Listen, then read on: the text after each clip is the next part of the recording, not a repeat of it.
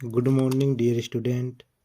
मैं नंदकिशोर पाल आपके अपने चैनल सीवी क्लासेस में स्वागत करता हूं।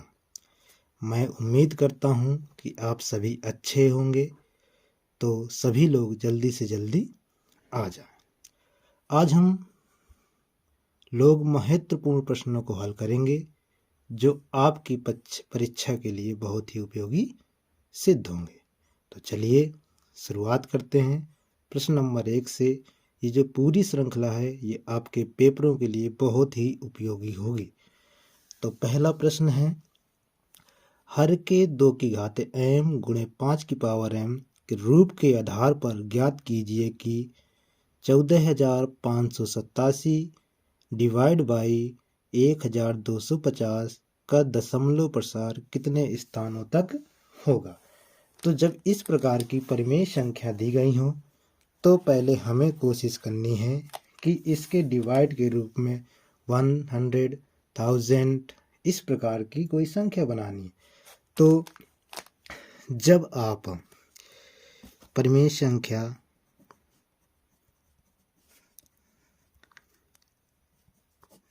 परिमेय संख्या 14,587 और 1250 के क्या करने होंगे, गुणनखंड। जब आप गुणनखंड करोगे तो 14,587 डिवाइड बाई 1250 के गुणनखंड करोगे 2 की पावर 1 इंटू 5 की पावर 4 आएगा। देखिए कैसे, ये आपका 1250 है।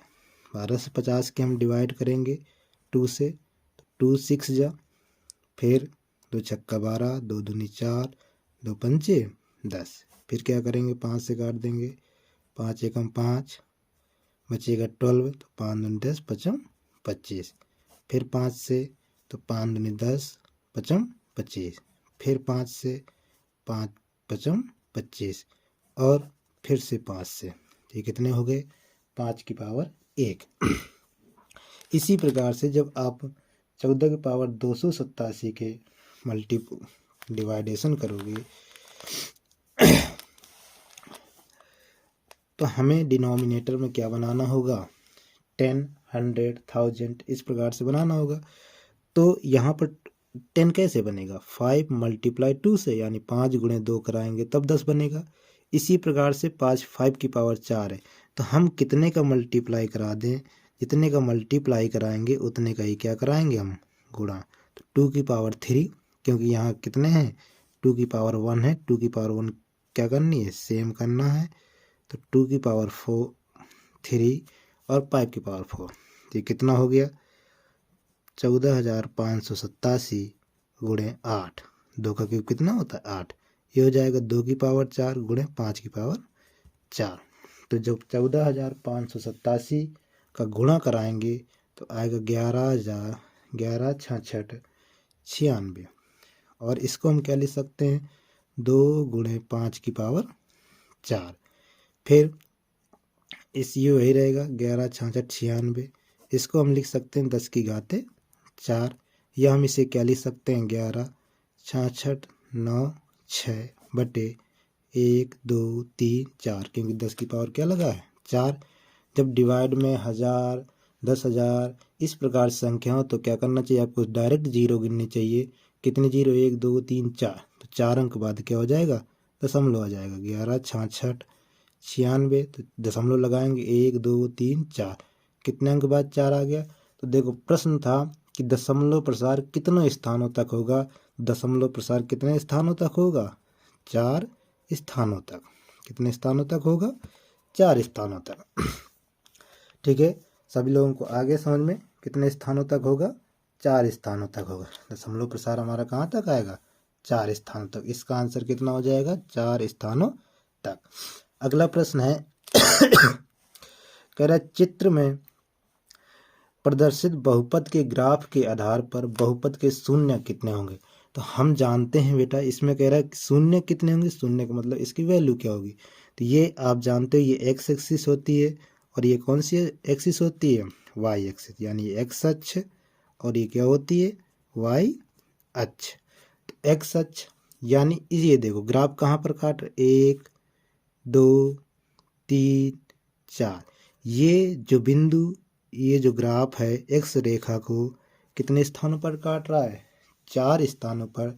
तो कह रहा है ग्राफ के आधार पर बहुपद के कितने शून्यक होंगे? तो जितने स्थानों पर काटता है एक्स अक्ष को उसके उतने ही क्या होते हैं? शून्यक होते हैं।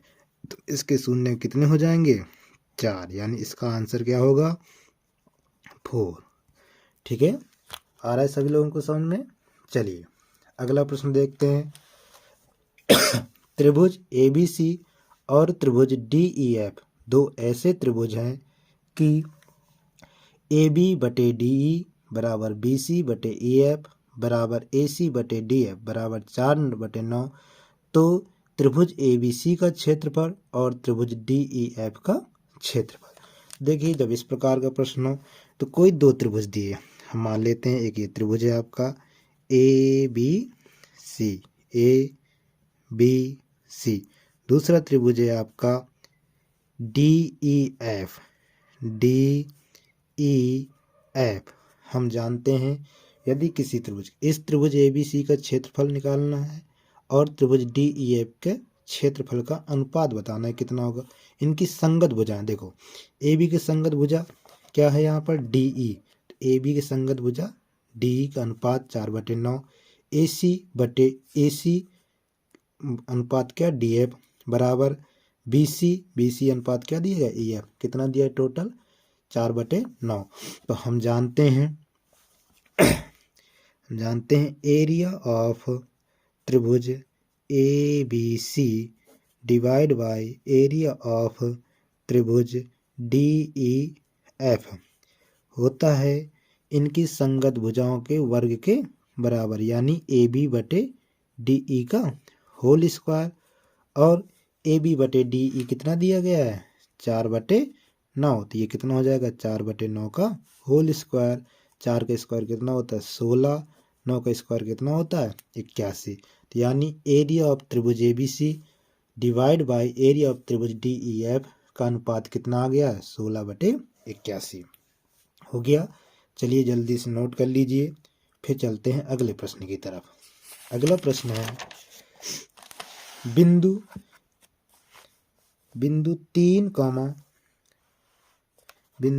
3,4 की y अक्ष से दूरी होगी। बिंदु 3,4 की y अक्ष से दूरी होगी। जब कह रहा है y अक्ष से दूरी होगी तो हम जानते हैं जैसे ग्राफ है आपका, ये ग्राफ है, ग्राफ में इस बिंदु को हम क्या कहते हैं? इस बिंदु को हम क्या कहते हैं? मूल बिंदु, जिसके निर्देशांक क्या होते हैं? 0,0। और ये क्या है? x अक्ष। और ये क्या होता है? y अक्ष। ये जो दोनों वैल्यू दी गई हैं 3,4, तो इसका मतलब होगा कि x की दिशा में कितने पॉइंट चलना है? 3 पॉइंट। और y की दिशा में कितने पॉइंट चलना है? 4 पॉइंट। 1 2 3 4 यहाँ तक मान लेते हैं। तो इसके निर्देशांक क्या होंगे? 3,4। तो ये कह रहा है कि y अक्ष से दूरी कितनी होगी। तो बताओ y अक्ष से दूरी, यहाँ से यहाँ तक की दूरी कितनी होगी आपकी? 3। तो इसका आंसर कितना हो जाएगा? 3। अगर यही क्वेश्चन होता कि बिंदु 3,4 की x अक्ष से दूरी क्या होगी, तो x अक्ष से दूरी क्या होती? 4 होती। ठीक है। कह रहा है के अगला प्रश्न है के किस मान के लिए युगपत समीकरणों 3x + y = 1 तथा समीकरण 2k - 1 x प्लस ब्रैकेट में k - 1 y = 2k + 1 का कोई हल नहीं है। तो पहले बात तो ये समीकरण दिए 3x + y = 1। इसको हम यहाँ ले आए तो ये क्या हो जाएगा? 3x + y - =1 इसको क्या मान लें? समीकरण नंबर 1। इस समीकरण की तुलना ax1 + by1 + c1 = 0 से करने पर, जब हम इसकी तुलना करेंगे तो तुलना करने जानते हैं यहाँ पर x का गुणांक क्या है? 3। यहाँ पर x1 का गुणांक क्या है? a। तो a = कितना हो जाएगा? या a1 सॉरी a1x, b1y। तो a1 बराबर कितना हो जाएगा? 3 और इसी प्रकार से B1 बराबर कितना हो जाएगा 1 और C1 बराबर कितना हो जाएगा -1। दूसरा इक्वेशन है 2k-1 ब्रैकेट में x प्लस k-1 y बराबर 2k-1 है। इसको पक्षांतर कर देंगे तो प्लस में किस में हो जाएगा माइनस में 2k + 1 बराबर 0। इसको समीकरण नंबर दूसरा। इस समीकरण 2 की तुलना भी इसी प्रकार से a2x plus b2y plus c2 बराबर 0 से करने पर की तुलना करने पर है। जब तुलना करेंगे तो a2 बराबर कितना हो जाएगा x का गुणांक 2k-1 b2 कितना हो जाएगा k-1 c2 कितना हो जाएगा माइनस का 2k + 1। तो कह रहा है इसके कोई हल नहीं होंगे जब समीकरण के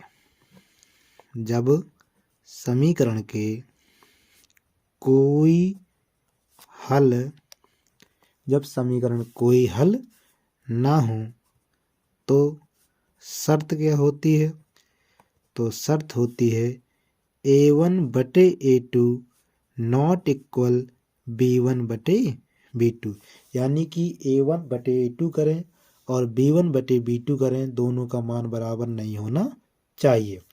तो इसमें रख देते हैं a1 का मान कितना है 3, a2 का मान कितना है 2k-1 नॉट इक्वल b1 का मान कितना है 1, b2 का मान कितना है k-1।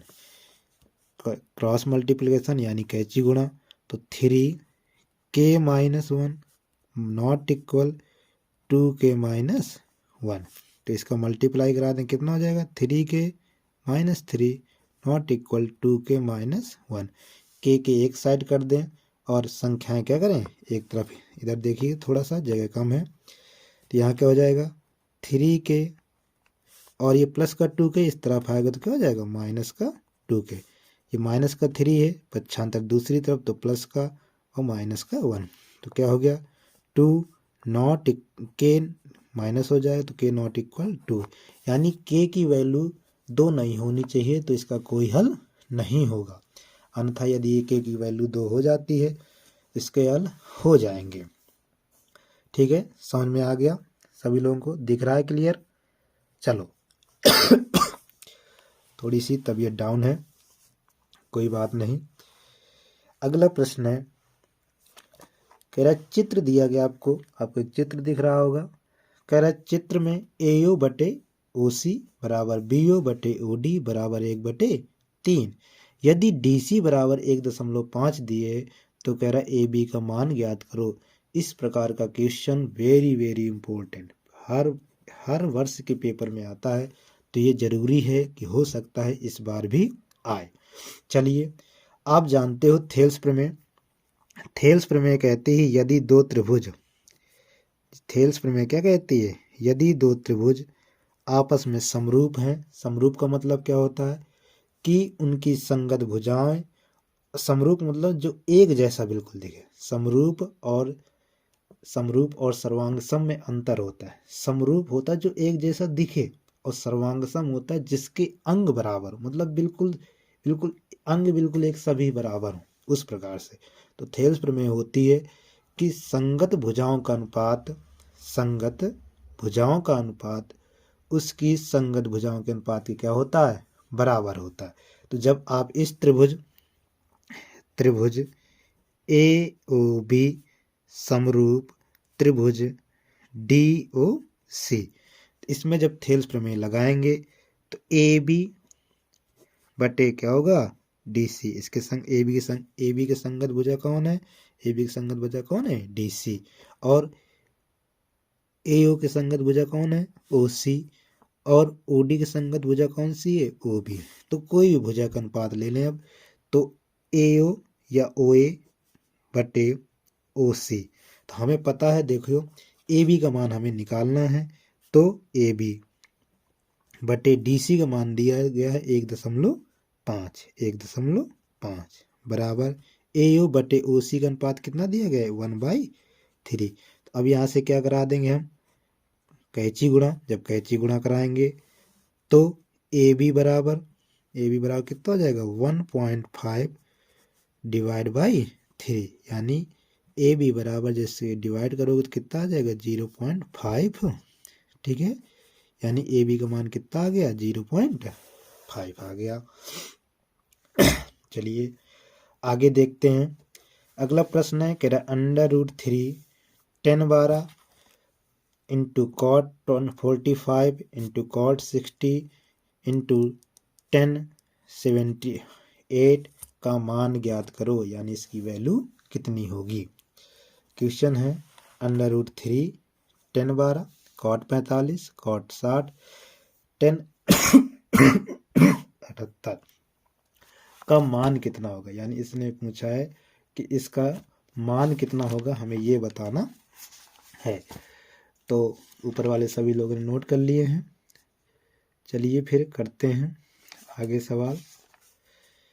तो देखिए, जब इस प्रकार के सवाल हो, इस प्रकार के ज़्यादातर क्वेश्चनों का आंसर कितना होता है 1 होता है। ज़्यादातर कह नहीं सकते कि सभी का 1 होता है, लेकिन ज़्यादातर का क्या होता है 1 होता है। तो जब इसमें देखिए हमें कॉट जिसका वैल्यू पता हो उससे कोई प्रॉब्लम नहीं, जिसकी वैल्यू ना पता हो उससे प्रॉब्लम होती है। कॉट 45 की वैल्यू पता है कितनी होती है, कॉट 45 की वैल्यू कितनी होती है 1 होती है।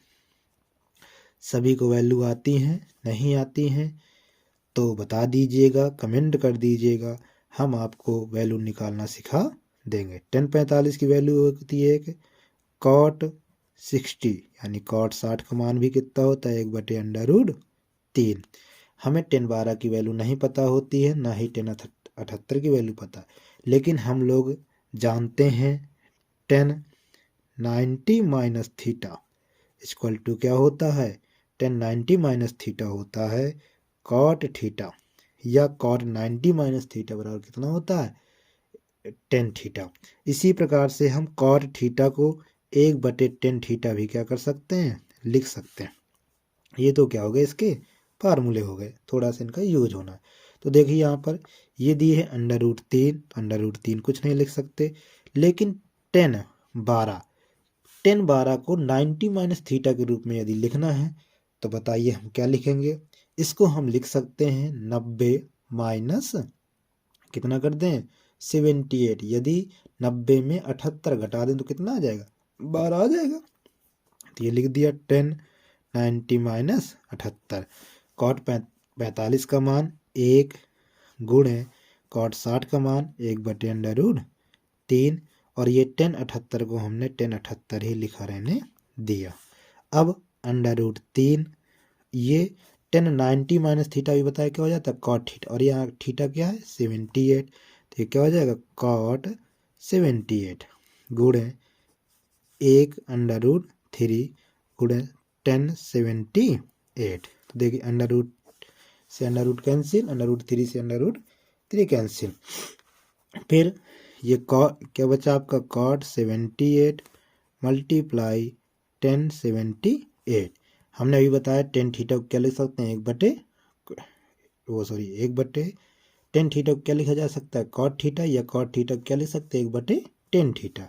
तो यहाँ पर हम लिख दें थीटा की वैल्यू 78 है तो 1078 मल्टीप्लाई 1078 करिए तो इसकी वैल्यू कितनी हो गई 1, यानी इसका आंसर कितना आ गया देखिए 1 आ गया। समझ में हो गया सभी को। चलिए अगला प्रश्न कह रहा उस समांतर श्रेणी की पदों की संख्या ज्ञात कीजिए जिसका प्रथम पद ए होता है। आपको पता होगा समांतर श्रेणी आपके इस वर्ष के सिलेबस में तो शायद नहीं है, आनी भी नहीं चाहिए। प्रथम पद को हम डिनोट करते ए से, कितनी होती है 4 दिए गए हैं। कह रहा अंतिम पद कितना है अंतिम पद को हम डिनोट करते हैं स्मॉल एल से, वो कितना दिए गए 49 ये दिए। और इन सभी पदों के योग को हम प्रदर्शित करते हैं एसएन से। किससे प्रदर्शित करते हैं एसएन से, वो कितना दिया गया 265। तो कह रहा पदों की संख्या है, पदों की पदों की संख्या क्या होती है? पदों की संख्या होती है हमारी, पदों की संख्या हमें ज्ञात करनी है। क्या ज्ञात करना है? n ज्ञात करना है। तो हम जानते हैं n पदों का योग, फार्मूला होता है n पदों का योग, n पदों का योग बराबर यानी Sn बराबर n/2 a plus L. A plus L जब प्रथम पद और अंतिम पद दिया गया हो तो ये फार्मूला। Sn हमारा कितना है? 265 बराबर n/2 और ए की वैल्यू कितनी है? 4 + 49। देखिए ये 2 डिवाइड में है, पक्षांतर करेंगे तो मल्टीप्लाई में जाएगा, तो 265 × 2, इन दोनों को ऐड करेंगे तो कितना हो जाएगा? 53। कितना हो जाएगा? 53 बराबर n। 53 से इसको 5 बार में क्या कर लेंगे? डिवाइड कर लेंगे, तो n इक्वल कितना आ गया? 10। यानी इसका आंसर क्या है? 10। उस समांतर श्रेणी की पदों की संख्या ज्ञात कीजिए जिसका प्रथम पद कितना था? 4 था। यानी वो पद कितने हैं तुम्हारे? 10 हैं।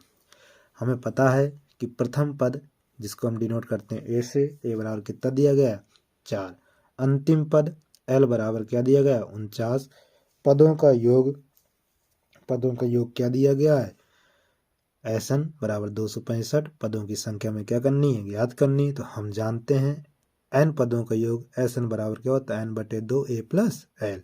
तो 265 बराबर n/2, 4 + 49। इससे ये डिवाइड में है तो किस में चला जाएगा? मल्टीप्लाई में।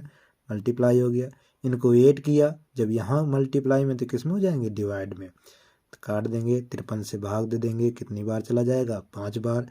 गुणा करा दें, 5 दूनी 10। तो n बराबर ही वो पूछ रहा था, तो n बराबर आपके कितने हो गए? हो गया 10। अब अगला प्रश्न है, कह रहा 10 सेंटीमीटर, कितनी? 10 सेंटीमीटर त्रिज्या वाले वृत्त की एक जीवा, एक वृत्त है जिसकी जीवा कितनी है? 10 सेंटीमीटर है। ए बी वृत्त केंद्र पर 90 अंश का कोण बनाती, कितने अंश का कोण बनाती है? 90 अंश का। लघु वृत्तखंड का क्षेत्रफल ज्ञात करो। तो लघु वृत्तखंड का क्षेत्रफल ज्ञात करना। देखिए भाई यहाँ पर त्रिज्या कितनी दी गई है? त्रिज्या मतलब r, त्रिज्या हमारी कितनी दी गई है? 10 सेंटीमीटर। त्रिज्या हमारी दी गई है 10 सेंटीमीटर। और कोण एंगल कितना दिया गया है? कोण थीटा बराबर 90 अंश। तो कह रहा है लघु वृत्तखंड का क्षेत्रफल ज्ञात करो। किसका क्षेत्रफल ज्ञात करना है? लघु वृत्तखंड। तो देखिए बेटा, संगत लघु वृत्तखंड या लघु वृत्तखंड दिया हो, लघु वृत्तखंड का क्षेत्रफल, लघु वृत्तखंड का क्षेत्रफल क्या होता है?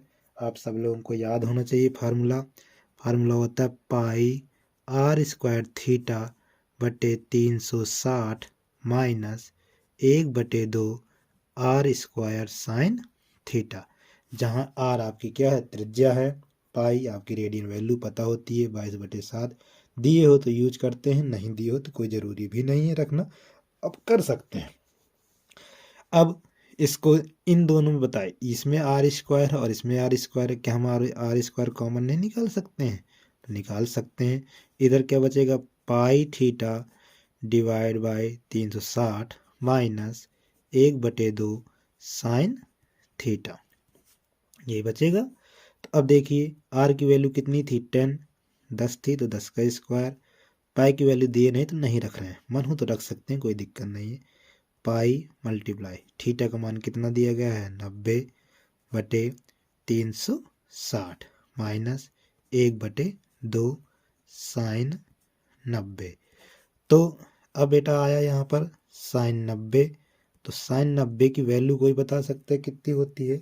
साइन 90 की वैल्यू होती है बेटा 1। कितनी होती है? 1। हम इसको अब हल करते हैं। तो 10 का स्क्वायर कितना होता है? 100 ब्रैकेट 0 से 0, 9 1 जा 9, 9 4 जा 36। तो ये कितना बन जाएगा? π/4 माइनस 1/2। साइन 90 की वैल्यू कितनी होती है? 1। कितना हो गया 100 π/4 -1/2। हम इसको अब क्या करेंगे, हल करेंगे तो 100 कितने का एलसीएम हो जाएगा इसमें 4 का, तो ये क्या हो जाएगा π-2। अब थोड़ा यहाँ से देख लीजिएगा, तो ये कितना हो गया 100 मल्टीप्लाई π/2 डिवाइड बाई 4। इसको 4 से डिवाइड कर देंगे, कितना आ जाएगा 25 π-2। क्षेत्रफल निकालना था और सेंटीमीटर में दिए था, इसलिए आंसर कितना हो जाएगा सेंटीमीटर स्क्वायर। किसमें हो जाएगा सेंटीमीटर स्क्वायर में। इस प्रकार का सवाल ही बहुत पूछे जाते हैं कि 10 सेंटीमीटर त्रिज्या वाले वृत्त की एक जीवा ए बी वृत्त के केंद्र पर 90 अंश का कोण बनाती है। कितने अंश का कोण बनाती है 90 अंश का। जब 90 अंश का कोण बनाती है तो लघु वृत्तखंड का क्षेत्रफल ज्ञात करना था। लघु वृत्तखंड का क्षेत्रफल का फार्मूला होता है πr² थीटा बटे में 360 -1/2 r² साइन थीटा। इसमें पुट कर दो वैल्यू, कर लो हल, आपका आंसर आ जाएगा। चलिए बहुत अच्छे, उम्मीद है सब लोगों को समझ में आ रहा होगा। यदि थोड़ा ज़्यादा तेज हो तो आप वीडियो को बाद में पुश करके भी क्या कर सकते हैं, देख सकते हैं। कोई बात नहीं, 2-2 बार देख लेना तो और अच्छे से तैयारी हो जाएगी। और बहुत ही मेहनत से इस बात की गारंटी है कि आपके जितनी भी सीरीजों के प्रश्न के आएंगे बहुत ही इम्पोर्टेंट प्रश्न है और ये पेपर के समय तक कंटिन्यू चलता रहे। कोशिश करूँगा कि मैं रोज़ आपको एक वीडियो कम से कम दे दूँ, लेकिन समय की पाबंदियां हैं कुछ, इसलिए थोड़ा सा रोज़ नहीं भी आ सकती हैं, रोज़ आ भी सकती हैं। क्लियर नहीं कह सकता हूँ कि नहीं मैं परमानेंट दूंगा ही आपको वीडियो, लेकिन आपको फिर भी लगातार आते रहना है। आपको सूचनाएं मिलती रहेंगी। और जिन लोगों ने चैनल को सब्सक्राइब नहीं किया है वो लोग चैनल को क्या कर लेंगे, सब्सक्राइब भी। और अपने सभी साथियों को, सभी जितने भी आपके साथी हैं उन सबको क्या करोगे आप, सेंड करोगे। ये मत सोचना कि मैं अपने दोस्त को नहीं बताता हूँ कोई दिक्कत नहीं, वो नहीं पढ़ के होशियार हो जाएगा, है ना, ये मत करना। हम जानते हैं आप लोग बहुत से ऐसे लोग हैं जो सोचते हैं कि मैं ना बताऊंगा उसको, या बता दूंगा तो भाई वो भी पढ़ लेगा। ऐसा कहीं कुछ नहीं है। यदि आप मेहनत करोगे तो आपके अच्छे नंबर आएंगे, वो मेहनत करेगा तो उसके अच्छे नंबर। चलिए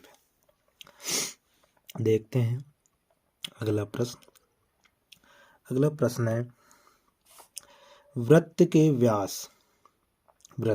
व्यास ए बी के सिरे ए निर्देशांक दिए -2 -7 तथा बी 1 -11 है। वृत्त की त्रिज्या तथा केंद्र के निर्देशांक ज्ञात करो। कह रहा एक वृत्त है, एक क्या है आपका वृत्त है। इस प्रकार से कला अच्छी नहीं है हमारी, तो मत सोच लेना कि कला बहुत अच्छी बननी चाहिए। जो भी आपके समझने के लिए वृत्त है, वृत्त का एक केंद्र होता है। वृत्त के केंद्र के व्यास क्या होती है, त्रिज्या की 2 गुनी। उसके 2 सिरों के निर्देशांक दिए हैं ए और बी। वृत्त का केंद्र हम मान लेते हैं क्या है, ओ है।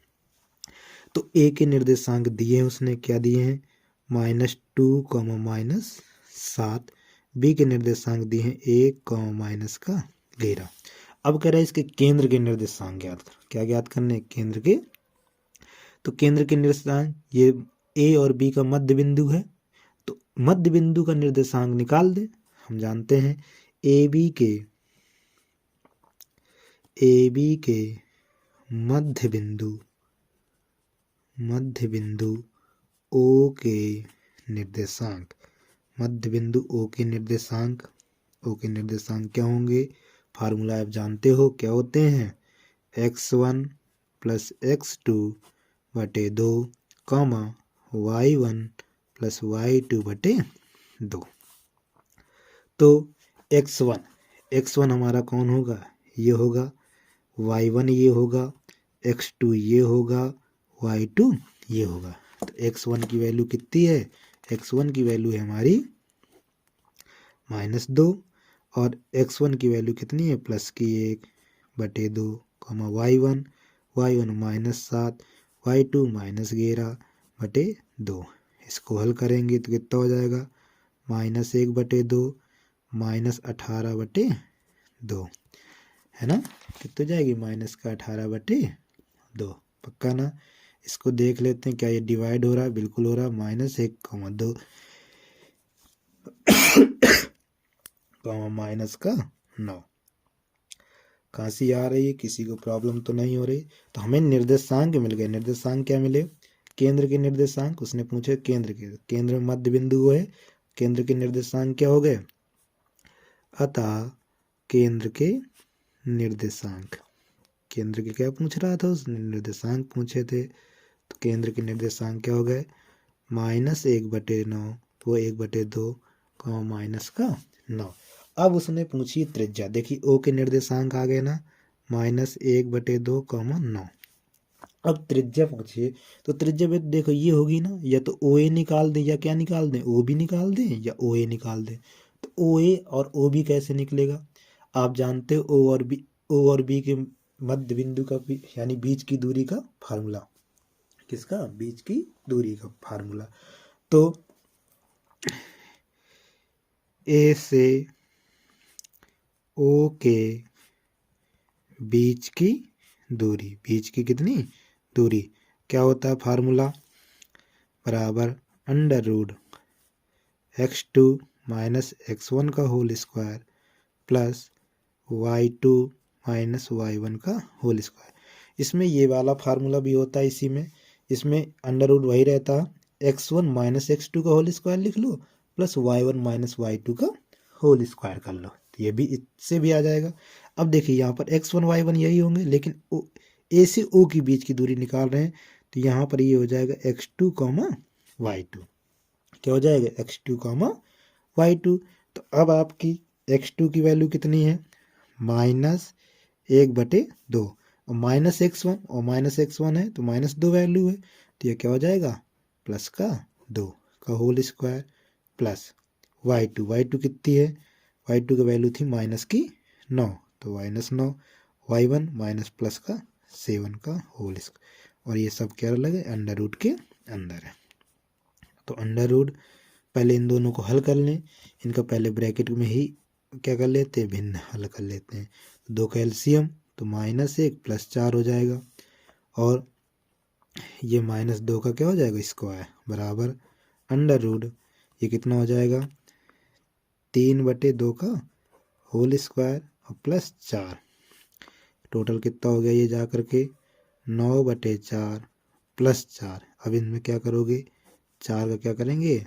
एलसीएम। तो 9 + 16 तो कितना हो गया? 16 9 25/4 अंडर रूट है। अब बताइए, ओह सॉरी, हमें लग रहा नहीं दिखा। 25 किसका 25 किसका वर्गमूल होता है? 5 का। 4 किसका होता है? 2 का। इसको हल कर देंगे, डिवाइड कर देंगे, कितना आ गया? 2.5। यानी कि त्रिज्या कितनी हो गई? 2.5 इकाई, क्योंकि इसमें सेंटीमीटर वगैरह कुछ दिए नहीं है। तो यही आपकी क्या है? त्रिज्या। त्रिज्या कितनी हो गई? 2.5 इकाई। देखिए सवाल क्या था? सवाल में ये था कि वृत्त के व्यास के सिरे दिए थे, यानी कोई वृत्त है उसके व्यास के सिरे दिए थे, यानी ए और बी बिंदु। कोई वृत्त हमने बना लिया, उसके ए और बी बिंदु, व्यास क्या होता है? पूरा केंद्र से परिधि तक दोनों तरफ से क्या करें? टच करें। ये नहीं कि आधी, अगर केंद्र से परिधि को टच करे वो त्रिज्या हो जाती है। तो केंद्र निकालने, केंद्र हम कैसे निकालेंगे? 2 बिंदु, मध्य बिंदु के निर्देशांक, क्योंकि बीचों बीच होगी मध्य बिंदु के निर्देशांक। मध्य बिंदु के निर्देशांक का फार्मूला होता है x1 + x2/2, y1 + y2/2। इसमें x1 की वैल्यू -2, x2 की वैल्यू +1/2, y1 की वैल्यू -7, y2 की वैल्यू -11/2, -2 + 1 -1/2, -18/2। कितनी हो जाएगी? -1/2, -9। तो केंद्र के निर्देशांक क्या हो गया? -1/2, -9। अब उसने पूछी है कि त्रिज्या क्या होगी? तो त्रिज्या ये होगी, या तो एओ निकाल दें या हम क्या निकाल दें? ओबी। तो हमने एओ निकाल दिया। आप देख लेना, ओबी भी बिल्कुल सेम इसी प्रकार से लगाना है। वहाँ पर ये x1 y1 हो जाएंगे, x2 y2 नहीं माने रहना। तो एओ के बीच की दूरी, अर्थात हम क्या कह सकते हैं, या इसी को हम लिख सकते हैं त्रिज्या, क्योंकि यही तो आपकी क्या होगी? यही आपकी क्या होगी? त्रिज्या होगी। ठीक है। तो चलिए कोई बात नहीं। अगला प्रश्न है आपसे, कह रहा है यूक्लिड एल्गोरिथम, किसकी? यूक्लिड एल्गोरिथम की सहायता से का प्रयोग करते हुए हमें क्या करना है? 426 और 576 क्या निकालना है? मासा निकालना है। तो देखिए यूक्लिड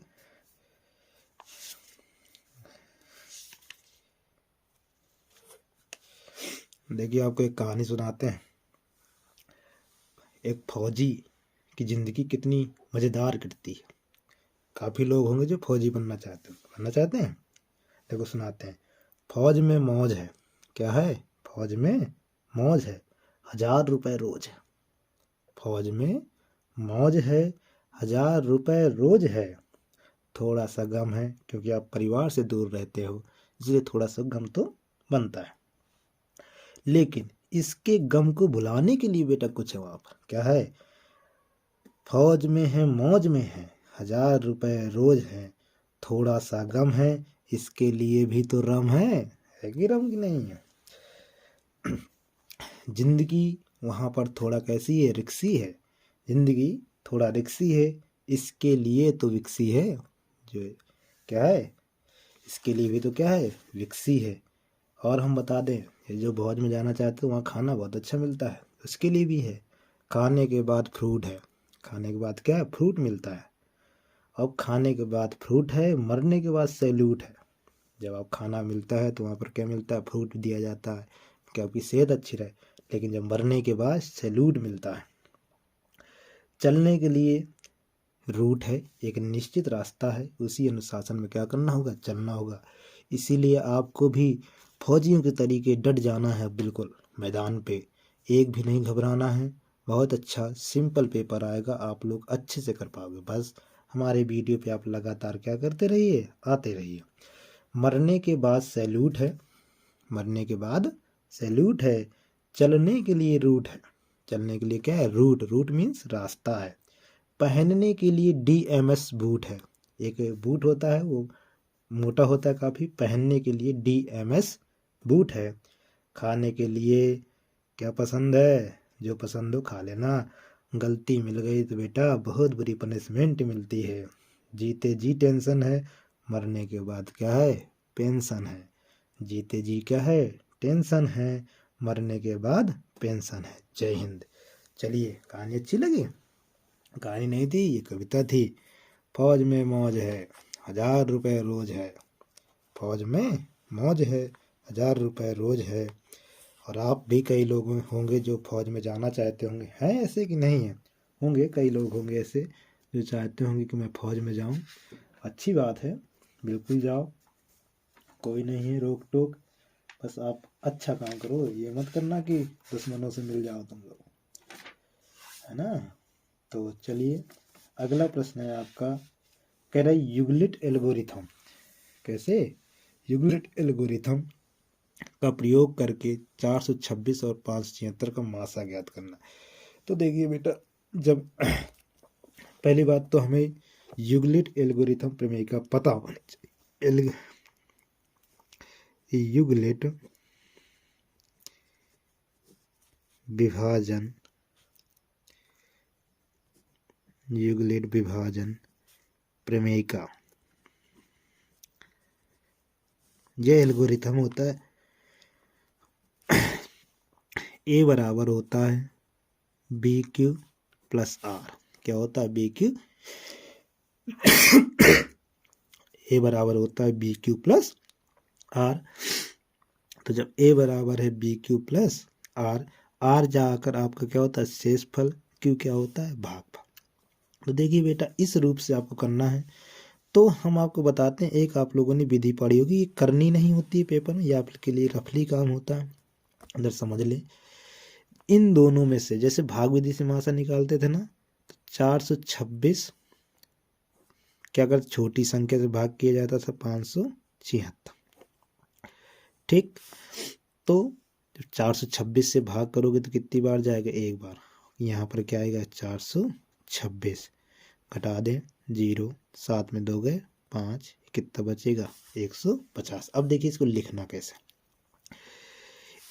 ये क्या होता है भागफल, ये क्या होता है शेषफल। बी क्या होगा यहाँ पर, एक होता है भाज्य और भाजक। क्या होता है भाज्य और भाजक।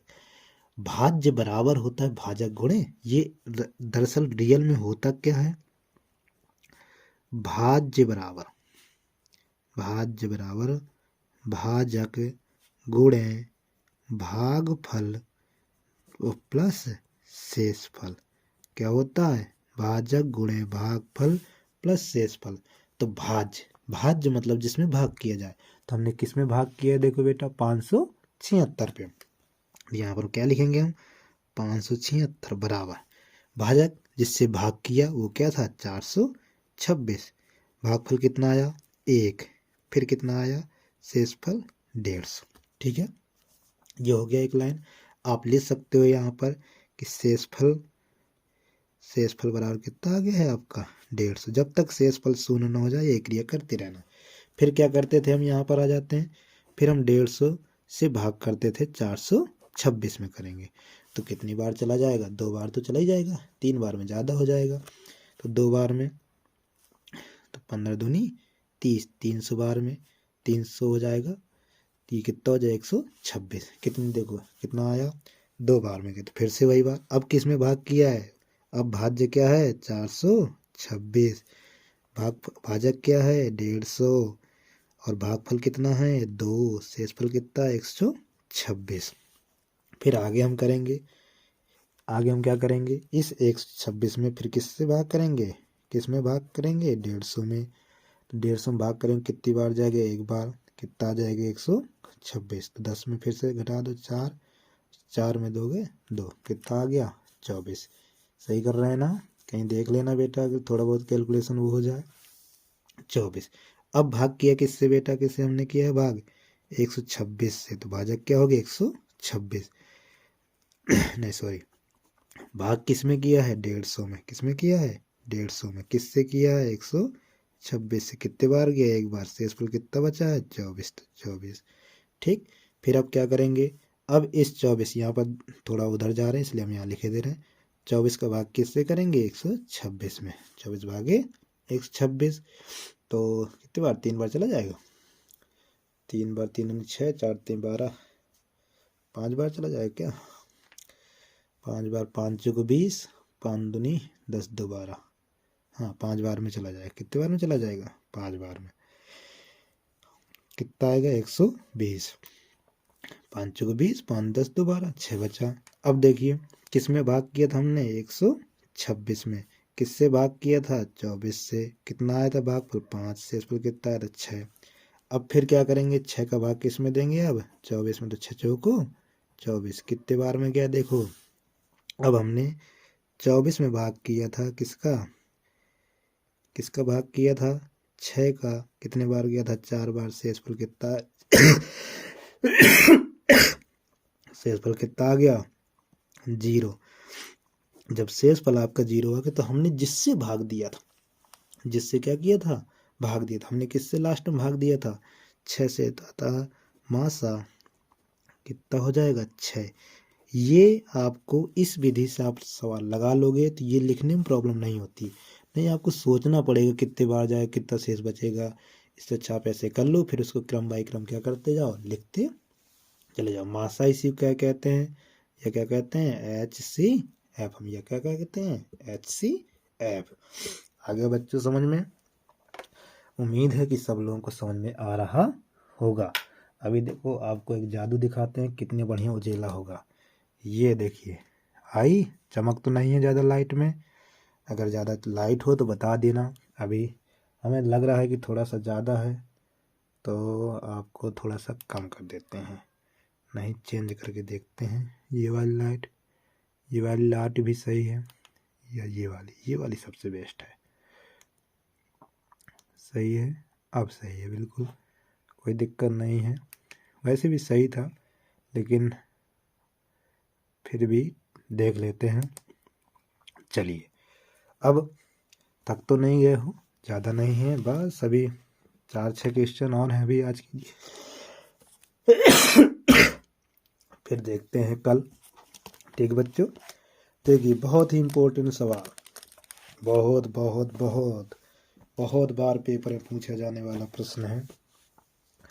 कितनी बार पूछा गया अभी आपको पता चल जाएगा कितना अच्छा प्रश्न है। देखने में बिल्कुल सीधा सा दिख रहा होगा, बहुत ही छोटा सा, लेकिन थोड़ा सा भी अगर आपने गलती कर दी ना, और ये प्रश्न 4 नंबर में आता है, तो फिर आप मौज में चले जाओगे। समझ रहे हो मेरे भावना को? चलो अच्छी बात है अगर आप लोग समझ रहे हैं। अगर देखिए प्रश्न है आपका कि cos 0, क्या cos 0 plus sign 30 plus sign 45, दूसरे ब्रैकेट में है साइन 90 cos 60 cos 45, ये दिया गया है। और इससे कह रहा सिद्ध करो कि इसका आंसर कितना आएगा, 7/4 आएगा। तो चलिए भाई सिद्ध करते हैं। बच्चों आप जानते हो डायरेक्ट सॉल्यूशन हम कर रहे हैं। आप जानते हो कि cos 0 का मान कितना होता है, 1 होता है कि नहीं होता है। साइन 30 का मान कितना होता है, 1/2। साइन 45 का मान कितना होता है, 1/√2। इसी प्रकार से साइन 90 का मान कितना होता है, 1। cos 60 का मान कितना होता है, 1/2। cos 45 का मान कितना होता है, 1/√2। सबको रख दिया। अब देखिए पहले चाहो तो आप डायरेक्ट एलसीएम ले सकते हो सभी में, या हम इसको और इसको हल कर दें। इन दोनों को हल करोगे आप तो आएगा 3/2 प्लस 1/√2, 3/2 माइनस 1/√2। तो बेटा देखो आप लोगों ने एक फार्मूला पढ़ा होगा, हम उसका डायरेक्ट उपयोग कर लेते हैं। a² माइनस b² बराबर क्या होता है, a प्लस बी और a माइनस बी। यानी दी गई संख्या, यदि संख्या देखो यहाँ 3/2 सेम है, इधर भी 3/2 है, इधर 1/√2 है, इधर भी 1/√2 है, लेकिन केवल चिन्हों का अंतर, तो यहाँ पर भी चिन्हों का अंतर। तो आप डायरेक्ट क्या कर सकते हो, स्क्वायर के रूप में इसको लिख सकते हो। तो ये क्या हो जाएगा, 3/2 का स्क्वायर माइनस 1/√2 का स्क्वायर। आगे आ जाते हैं, इसका स्क्वायर करेंगे कितना हो जाएगा, 9/4 माइनस कितना हो जाएगा, 1/2। अब इसको हल कर दें, कितने का एलसीएम लेंगे, 4 का, तो 9 माइनस 2 आ जाएगा, देख कितना आ गया, 7/4। और ये 4 नंबर का क्वेश्चन आता है, बहुत ही सिंपल, कई बार पूछा गया है। आप लोगों को उम्मीद ना हो तो देख लेना, शायद आपके पेपर में भी आ जाए, है ना। चलिए बहुत बहुत इम्पोर्टेंट क्वेश्चन अब आ रहा है। ये इस प्रकार क्वेश्चन तो कोई भी ऐसा मतलब सन नहीं रहा होगा जो ना आया। बहुत ही सिंपल, थोड़ा सा कैलकुलेशन में ध्यान देना पड़ता है, बाकी बहुत ही अच्छा। नोट हो गया होगा सभी लोगों का, समझ में आ रहा है ना सभी लोगों को। चलिए चलिए काशी आ रही है, सही हो रहे हैं अब धीरे धीरे। अगला प्रश्न है, कह रहा बिंदुओं 3, -3 तथा 9, 9 को मिलाने वाले रेखाखंड को समत्रिभाग करने वाले बिंदुओं के निर्देशांक ज्ञात करो। क्या ज्ञात करने, बिंदुओं के निर्देशांक ज्ञात करने। अब बिंदुओं के 2 बिंदु दिए गए हैं, ये हमारा समत्रिभाग का मतलब क्या होता है, समत्रिभाग का मतलब होता है बेटा समत्रि, यानी तीन एक लाइन को 3 भागों में बांटना है, यानी और सम मतलब एक सम होना चाहिए, एक विषम होना चाहिए। तो इसका अनुपात हम क्या मान लेंगे, M1 अनुपाते M2। क्या मानेंगे, M1 अनुपाते क्या मान लो, 2:1, या आप 1:2 भी ले सकते हो। ए बिंदु के निर्देशांक मान लेते हैं 3, और जो दूसरा बिंदु बी है उसके निर्देशांक 9, तो हम जानते हैं जब रेखाखंड को, तो बिंदु के निर्देशांक जब अनुपात में बांटे तो अंतः विभाजन वाला फार्मूला, कौन सा, अंतः विभाजन वाला। तो निर्देशांक क्या होता है, M1x2 प्लस M2x1 बटे M1 प्लस M2 कॉमा क्या होगा, M1y2 प्लस M2y1 बटे M1 प्लस M2। ठीक है, तो M1 की वैल्यू क्या होगी यहाँ पर 2, तो 2 मल्टीप्लाई x2। देखिए अब x2 और x1, तो ये आपका x1 कमा y1, ये क्या होगा x2 कमा y2। तो M1 2 हो गया और x2 कितना है आपका 9, तो 9 प्लस M2 कितना है आपका 1, x1 कितना है 3 बटे M1 प्लस M2 यानी 2 प्लस 1 कॉमा M1 अब कितना है 2, y2 कितना है 9 प्लस M2 कितना है 1, y1 कितना है माइनस का 3 बटे 2 प्लस 1। देखो इसको हल कर रहे हैं तो 9 दूनी 18 प्लस 3 बटे 3 कॉमा 9 दूनी 18, ये मल्टीप्लाई लेकिन प्लस माइनस माइनस 3 कितना हो जाएगा 18 3 कितना हो गया 21 बटे 3 कॉमा 15 बटे 3 काट देंगे तो 3 7 21, 7 5 3 5 15, 7 पाते वो 7 कॉमा 5। इसके निर्देशांक क्या हो जाएंगे आपके 7 कॉमा 5। अब देखिए बेटा एक तो आंसर ये हो सकता है। दूसरा, यदि आप अनुपात क्या माने, यदि हम अनुपात क्या मान लें 1:2, भाई आप 1:2 भी तो मान के कर सकते थे। तो जब 1:2 मान करते, देखिए क्या निर्देशांक आएंगे, चाहे ये कराओ चाहे इससे कराओ एक ही, दोनों सही होते हैं। यदि आपके समय पास पर्याप्त समय हो कि हमारे पास अच्छा खासा समय है, 10-15 मिनट बचे हुए हैं, या आपके पेपर से लगता है कि आपको कि नहीं कोई प्रॉब्लम नहीं, हमारा प्रश्न हो जाएगा समय रहते, तो आप दोनों से कर सकते हो। तो निर्देशांक फार्मूला वही है, फार्मूला नहीं लिख रहे हम, डायरेक्ट सवाल कर रहे हैं। तो निर्देशांक देखिए M1 अब कितना हो जाता है 1, तो 1 मल्टीप्लाई x2 कितना होता वही रहता 9 प्लस M2 2 गुणे x1 कितना होता 3 बटे कितना M1 1 प्लस 2 कॉमा M1 कितना है अब 1, y2 कितना था 9 प्लस M2 कितना है 2, y1 कितना था माइनस का 3 बटे 1 प्लस 2। देखिए यहाँ से आगे से कितना हो जाएगा, ये 9 प्लस 3 दूनी 6 बटे 3 कॉमा ये कितना हो जाएगा 9 माइनस 3 बटे 3, तो ये कितना हो जाएगा 9 6 15 बटे 3 कॉमा 9 में 3 जाएंगे तो 6 बटे 3, तो कितना होगा 3 5 15 और 3 दूनी 6।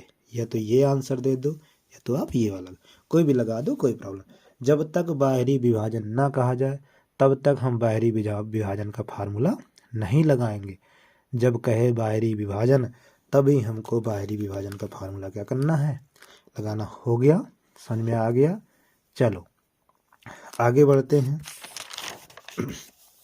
आगे बढ़ने से देखिए ये प्रश्न बहुत ही ताबड़तोड़ का मतलब समझते हो, बहुत ही। इस प्रकार का भी एक प्रश्न आ चुका है, फिर से इसी प्रकार का एक प्रश्न है। इस प्रकार कई क्वेश्चन बनते हैं, बहुत ही अच्छे से बनते हैं, इसलिए आपको करने भी चाहिए। और देखिए फिर से वही सवाल है, कह रहा है कि त्रिज्या 12 सेंटीमीटर, कितनी त्रिज्या है 12 सेंटीमीटर वाले एक वृत्त की कोई जीवा है, कोई वृत्त है उसकी जीवा कितनी है, कोई जीवा पर त्रिज्या 12 सेंटीमीटर है और जो 120 अंश का कोण क्या करती है, अंतरित करती है। जब कोण 120 का अंतरित करती है तो हम इस सवाल में वृत्त की त्रिज्या दी है, यानी क्या दिया गया है r बराबर 12 सेंटीमीटर। कह रहा जीवा के केंद्र पर कोण कितना दिया गया है, थीटा बराबर 120 अंश। पाई का मान दिए, √3 का मान दिए, साइन 120 दिए, यानी कि इन सब का कहीं ना कहीं क्या हो रहा होगा, यूज हो रहा होगा। तो अभी हमने बताया लघु वृत्तखंड, संगत वृत्तखंड उसमें भी कहा था, संगत वृत्तखंड कहे या संगत लघु वृत्तखंड कहे, हमें उसी प्रकार से क्या करना है, लगाना है। तो संगत वृत्तखंड का क्षेत्रफल, वृत्तखंड का क्षेत्रफल क्या होता है, पाई आर स्क्वायर थीटा बटे 360 minus 1/2 r square sine theta. अब देखिए बच्चों, इस सवाल में उसने मान दे दिया है, और मान दिया है तो फिर यूज होगा। इसमें वही प्रोसेस, आर स्क्वायर क्या करने कॉमन कर लें, तो पाई थीटा बटे 360 माइनस 1/2 साइन थीटा। अब क्या करें, मान रख लें, आर का मान 12, तो 12 स्क्वायर, पाई का मान रख लें कि बाद में चलो रख लेते हैं 3.14, थीटा की वैल्यू कितनी दी गई 120 बटे 360 माइनस 1/2 और साइन 120।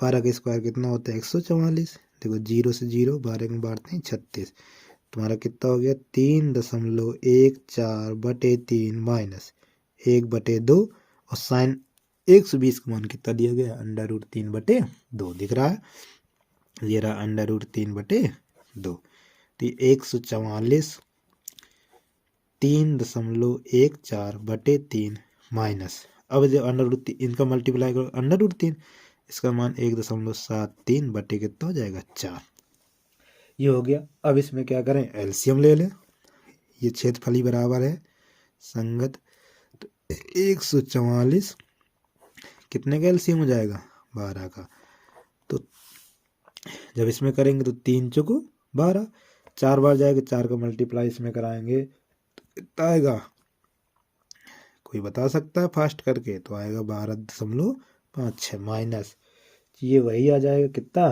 4 3 12, 3 का गुणा कराएंगे तो 5.19, जब गुणा कराएंगे कितना हो जाएगा 5.19। अब देखो बेटा, ये 144 गुणे, जब इसको माइनस करो कितना हो जाएगा 7.37, और बटे में कितना आ जाएगा 12, कितना आ जाएगा 12, 12 से कट जाएगा 44 कितने बार में 12 बार में, तो 12 गुणे 7.37, और देखिए क्षेत्रफल बराबर ही चल रहा है संगत लघुवृत्त खंड का क्षेत्रफल, यानी इसका जब गुणा कराओ कितना है 12 सत्ते 84, यानी 88.44 वर्ग सेंटीमीटर, लगभग यही आ रहा होगा 84 ठीक है 84.44 वर्ग सेंटीमीटर, कितना आ रहा होगा, इतना ही लगभग आ रहा होगा। चलिए बेटा आगे समझे, कैलकुलेशन है, फार्मूला बिल्कुल याद रखना, संगत लघु वृत्तखंड 100 में 100% आएगा, इस बात की गारंटी है। हाँ, संख्या नहीं कह सकते कि यही आएगी, लेकिन संख्या बिल्कुल आपको ये समझ लो कि मिलेगा जरूर, फार्मूला बिल्कुल रट लेना, कैलकुलेशन आपको क्या करना है अच्छे से पढ़ना है। और हाँ, हमारी एक वीडियो आएगी जो 30 दिनों के अंतर्गत आपको 90+ नंबर लाने के लिए सहायता देगी। क्या करेगी, बस आपको प्रोसीजर क्या करना होगा, फॉलो करना होगा। तो वो वीडियो भी कल ही शायद आ जाएगी, देख लेना शाम तक। खैर चलो आगे देखते हैं। अगला प्रश्न है, कह रहा है एक कॉलोनी के कितने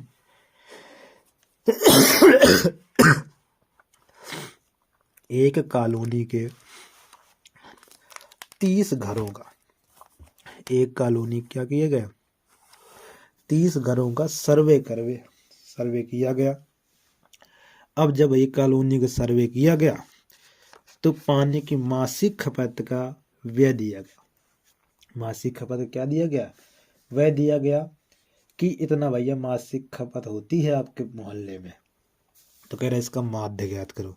याद रखना, अगर माध्य आता है तो हमें समांतर माध्य ज्ञात करना होगा, और यदि माध्यांक आता है तो हमें माध्यिका ज्ञात करनी होगी। इसमें बड़ा कन्फ्यूजन होता है, इसलिए आपको इस बात का विशेष क्या रखना है, ध्यान रखना है कि यदि सवाल में कह रहा कि माध्य ज्ञात करो तो माध्य का मतलब क्या होगा समांतर माध्य, और माध्यिका का मतलब क्या होगा माध्यिका, माध्य मतलब समांतर माध्य, बस इतना याद रखो। माध्यिका तो माध्यिका लिखा ही होगा या माध्यांक लिख के आएगा। तो देखो इसमें दिए हैं व्यय रुपयों में घरों की संख्या, तो हमने कॉलम बना लिया।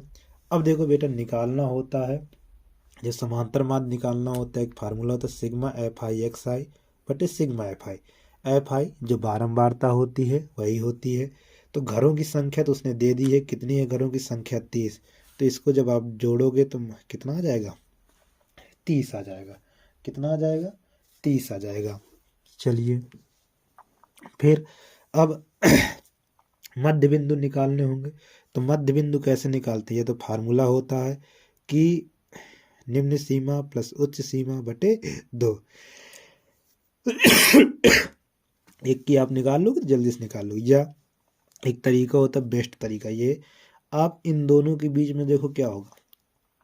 इन दोनों के बीच में यदि आप देखा जाए सही से तो 67 भी नहीं हो सकता, क्योंकि 67 तो नहीं, यानी इनके बीच का होगा 66.5।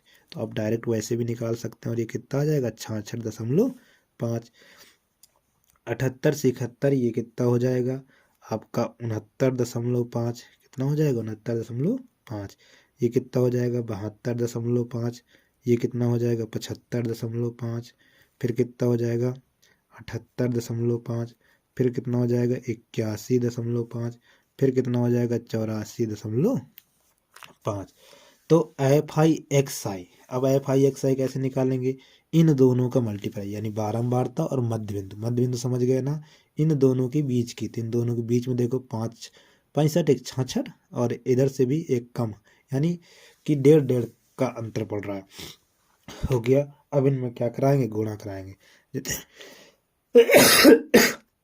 तो देखो बेटा जब गुणा कराओगे 66.5 का तो 5 दूनी 10, 6 दूनी 12 1 13, 6 दूनी 12 1 13, 133 इसी प्रकार से जब इन सब का गुणा कराओगे तो देखो इसका गुणा कराएंगे तो आ जाएगा 278। इसका गुणा कराएंगे तो आ जाएगा 217.5। इसका गुणा कराएंगे तो 40 कितना 8 7 56 यानी 604। कितना हो जाएगा 604। 604 हो जाएगा। अब जब 604 हो जाएगा तो 78.5 78.5 गुणे 7 कराएंगे तो आएगा 549.5। फिर इसका गुणा कराएंगे तो कितना आएगा 326। इसका गुणा कराएंगे तो 5 10 84 दूनी 169। अब इन सबको क्या करना है? ऐड करना है। सबको क्या करना है? क्योंकि सिग्मा मतलब होता है सभी संख्याओं का, या सिग्मा एफ आई एक्स आई का मतलब इन सबको क्या करना है? योग करना है। सिग्मा का मतलब ही यह समेशन का मतलब क्या होता है? योग, यानी उन सबको क्या करना? जोड़ना है। तो चलो जोड़ते हैं 5 5 10। इसको ऐसे जोड़ेंगे तो जोड़ करके देखिए, जोड़ते हैं। चलो सभी लोग जोड़ो।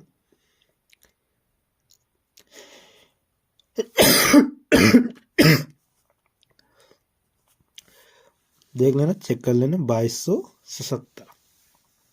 ठीक है। तो अब समांतर माध्य को बेटा हम बता देते हैं, एक्स बार से भी क्या करते हैं आप प्रदर्शित करते हो। कहीं कहीं आपको एक्स बार मिल जाए तो इसका मतलब क्या निकालना है? समांतर माध्य। तो समांतर माध्य इतना हो गया।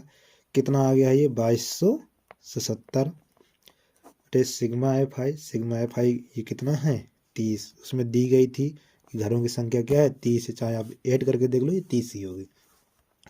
तो एक्स बार बराबर जब इसका 30 से डिवाइड करोगे तो 3 7 21 और 3 5 15 75.9 करके आएगा। ठीक है, यही आपका क्या होगा आंसर, यानी इसका समांतर माध्य कितना हो गया? एक्स बार बराबर 75.9। कितना हो गया? एक्स बार बराबर 75.9। समझ में आ गया ना?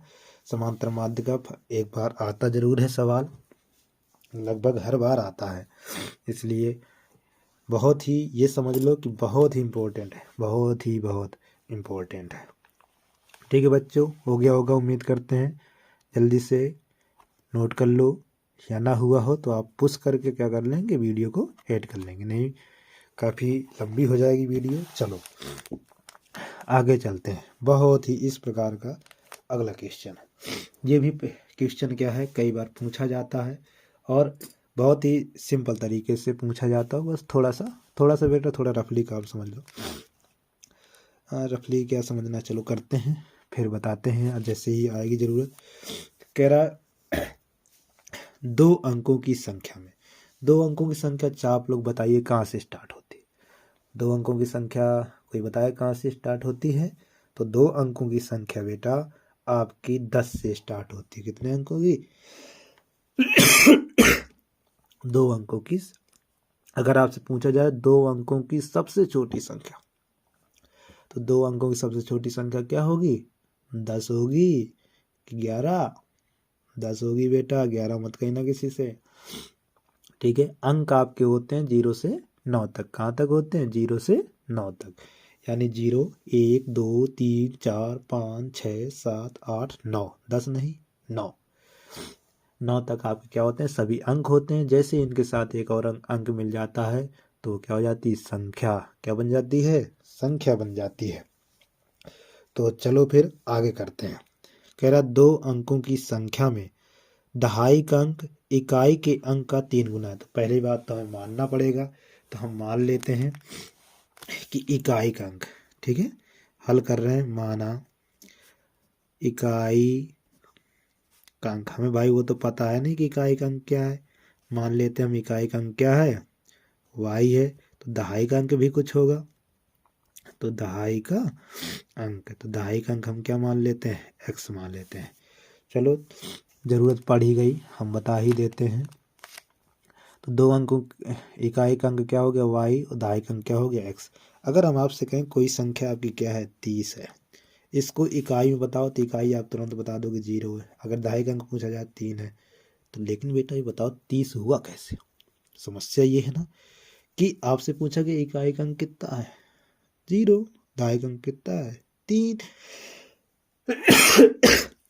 लेकिन अगर आप इनको अलग अलग करके लिख दो, तो बताओ 3 में 0 जोड़ दो, क्या 30 हो जाएगा? नहीं होगा ना। तो ऐसा कुछ तो किया गया होगा जिसमें ये 30 बना होगा। हमेशा याद रखना, यदि दहाई का अंक हो जाएगा तो उसमें कितने का अंक तो होता है? 10 का गुणा। कितने गुणा होता है? 10 का गुणा। तब संख्या क्या बनेगी आपकी? तो देखो हमने यहाँ देखा ना, दहाई वाले में, दहाई वाली संख्या में कितना हो जाता है? 10 का गुणा। तो हमने दहाई का अंक क्या माना है? एक्स माना, तो यानी 10x प्लस क्या हो जाएगा? इकाई का अंक। तब संख्या क्या हो जाएगी आपकी? या इसी को हम क्या कहेंगे? मूल संख्या। क्या कहेंगे? मूल संख्या क्या बन जाएगी आपकी? 10x plus Y. क्या बन जाएगी? 10x plus Y. क्लियर है? जब 10x प्लस वाई बन गई, आगे चलते हैं।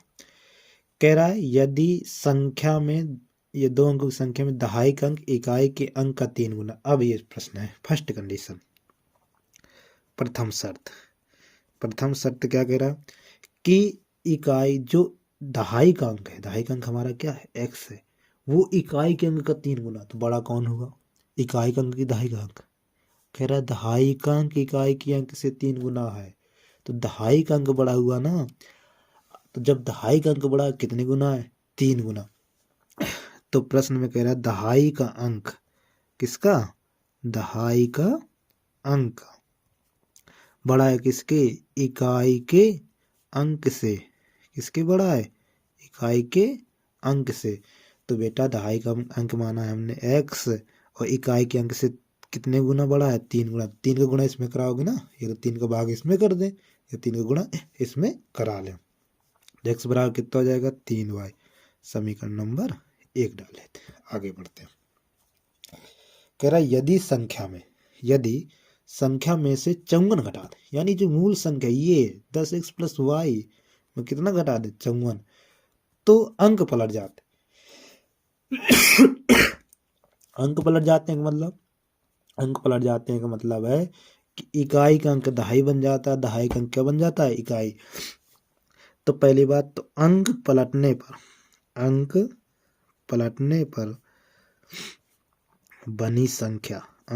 पर बनी संख्या क्या होगा? देखो ये दहाई का इकाई हो जाएगा, इकाई का दहाई हो, यानी 10y प्लस एक्स। अब है आपकी दूसरी शर्त क्या है? दूसरी शर्त यही है कि यदि मूल संख्या में 54 क्या कर दें? घटा दें। तो मूल संख्या में क्या करना है? 54 घटाना है। तो मूल संख्या माइनस 54 तो कितने के बराबर होती है? अंकों के पलटने पर बनी संख्या के बराबर, यानी 10y प्लस एक्स। मूल संख्या क्या थी हमारी 10x प्लस वाई माइनस 54 बराबर कितना 10y plus x। 10y plus क्या हो गया x हो गया। आगे तो इसमें क्या करते हैं, इन सबको एक तरफ ले आते हैं एक्स वाई को और बाकी संख्या को उस तरफ पछाड़ते। तो देखो 10x प्लस वाई, ये प्लस का 10y है तो पक्षांतर होगा तो क्या हो जाएगा माइनस का 10y, प्लस का x है पक्षांतर होगा तो क्या हो जाएगा माइनस का x, ये माइनस का 54 इसको पक्षांतर क्या हो जाएगा प्लस का 54। देखिए यहाँ से ऊपर आ जाते हैं, ऊपर आएंगे तो देखो 10x प्लस वाई और माइनस 10y माइनस x, तो 10x में x घट जाएगा तो कितना हो जाएगा 9x और प्लस का y माइनस का 10y तो ये क्या हो जाएगा माइनस का 9y बराबर 54। इससे क्या कॉमन हो रहा है 9 कॉमन हो जाएगा तो x माइनस वाई बराबर 54। तो x माइनस वाई ये गुणे में है संख्या तो किस में जाएगी भाग में, पक्षांतर करने पर किस में जाएगी भाग में। तो x माइनस वाई बराबर कितना हो गया ना 6 का 54 यानी 6, समीकरण नंबर दूसरा। अब देखो समीकरण में x की जगह क्या, x बराबर क्या है 3y, तो क्या हम x की जगह 3y रख सकते हैं समीकरण दोनों में, तो बिल्कुल रख सकते हैं। तो समीकरण 1 से x का मान किस समीकरण रख दें, समीकरण 2 में रखने पर, तो 2 में रख दें। जब 2 में रखेंगे तो कितना हो जाएगा ये 3y माइनस वाई बराबर 6 यानी 2y बराबर कितना 6, तो y बराबर कितना हो जाएगा 3, y का मान आ गया। जब y का मान आ गया तो y का मान 1 में रख दो, तो y का मान समीकरण 1 में रखने पर, 1 में क्या करें रखने पर, तो 1 में रख दो तो एक क्या है 3 गुणे कितना हो जाएगा 3 गुणे 3 बराबर कितनी 9। तो अब बताओ मूल संख्या क्या होगी, x का मान पर चल गया तो मूल संख्या हमारी क्या थी 10x प्लस वाई, तो x का मान रख दो तो 10 गुणे 9 प्लस 3 यानी 93, यानी वो संख्या क्या होगी तुम्हारी मूल संख्या 93। बहुत सिंपल होते हैं सवाल, बस जो कहे वही करना होता है, अपने मन से ज़्यादा वो नहीं करते हैं। बस x और y के मान निकाल, विलोपन विधि लगा लो आप, या हमने यहाँ पर कौन सी विधि लगाई प्रतिस्थापन विधि। तो चलो बता देंगे प्रतिस्थापन विधि और विलोपन विधि क्या होती है। एक और विधि होती है वज्र गुणनखंड विधि, सवाल आ जाते हैं कभी कभार। जब आ जाते हैं तो फिर पता भी तो होना चाहिए तभी तो बनेंगे, है ना। चलिए कोई बात नहीं, हो गया सब लोगों का, उम्मीद गए हो गया होगा सब लोगों का। चलो आगे देखते हैं। आगे है अगला प्रश्न, बहुत ही अच्छा प्रश्न, वैसे भी सभी अच्छे प्रश्न हैं, ऐसा कोई वो नहीं है कि नहीं कह सकते ये अच्छा प्रश्न नहीं है सभी अच्छे प्रश्न, कहीं ना कहीं आए हुए प्रश्न है ये किसी न किसी सन में। तो चलो फिर देखते हैं। कह रहा एक प्रकाश स्तंभ, कह रहा एक प्रकाश स्तंभ के शिखर से देखने पर, कोई एक प्रकाश स्तंभ है, यानी हम कैसे बताएं कि इस मान लो खंबा है अपने लाइट लगी हुई उसके ऊपर से देखने पर नदी की तरफ, अपना बेतवा पुल ले लो, बेतवा पुल में बहुत सारे लोग टहलने जाते हैं, तो बेतवा पुल से आप समझ लो कि वहीं पर आप खड़े हो जहाँ पर वहीं लाइट लगी है, तो उधर पर आप खड़े हो। कह रहा है कि इसके अवनमन को, समुद्र पर 2 जहाज आ रही हैं, कितनी 2 जहाज आ रही हैं, उनके अवनमन कोण बनते हैं, यानी अवनमन कोण तब बनता है जब आप ऊपर से नीचे की तरफ देखते हो, उन्नयन कोण बनता है नीचे से आप ऊपर की तरफ देखते हो। इस बात का याद रखना, जब भी आपसे कहे कि उन्नयन कोण का मतलब होता है कि आप नीचे से ऊपर की तरफ देख रहे हो, और अवनमन का ऊपर से नीचे की तरफ। तो कह रहा है एक प्रकाश स्तंभ है, हमने मान लिया ये क्या है आपका प्रकाश स्तंभ, ठीक है बेटा। और ये ऊंचाई दूरी है, ऊंचाई दूरी की बेस्ट ये है कि आपने यदि चित्र बना लिया तो आपने सवाल कर लिया, यदि आप चित्र नहीं बना पाए तो आप सवाल नहीं कर पाओगे, गारंटी। इसलिए आपको बहुत अच्छे से क्या देखनी होगी ऊंचाई दूरी। अभी त्रिकोणमिति की वीडियो ही बना देंगे, सभी चैप्टर के आपके ये समझ लो बना देंगे वीडियो। तो आपको बहुत अच्छे से सब इम्पोर्टेंट चुनिंदा क्वेश्चन जो पेपरों में पूछे जाते हैं, ये प्रैक्टिस सेट इसीलिए स्टार्ट किया गया है। आपके एक एक करके सभी प्रश्न क्या हो जाएंगे। 30 दिन बहुत दिन होते हैं हमारे पास, इतने बहुत हैं पढ़ने के लिए, लेकिन पढ़ना ईमानदारी से। कैसे पढ़ना है, कब पढ़ना है, कितना पढ़ना है, इन सब के लिए भी एक वीडियो बहुत जल्दी आने वाली है। क्या टाइम टेबल होना चाहिए आपका पढ़ाई के लिए, उन सब के लिए भी हमने एक वीडियो क्या की है, तैयार की है, जो बहुत ही जल्दी क्या कर दी जाएगी, आपके लिए प्रोवाइड कर दी जाएगी। तो देखो इसमें कह रहा है, एक प्रकाश स्तंभ के शिखर से देखने पर समुद्र में 2 जहाजों के अवनमन कोण, अवनमन कोण मतलब ऊपर से देख रहा होगा, कह रहा है 30 तथा हाँ बेटा एक और बात कि जो कोण ज़्यादा छोटा होगा, कोण क्या हो, छोटा हो, तो जो कोण छोटा होगा तो वो दूर से देख रहे होंगे, ठीक है ना।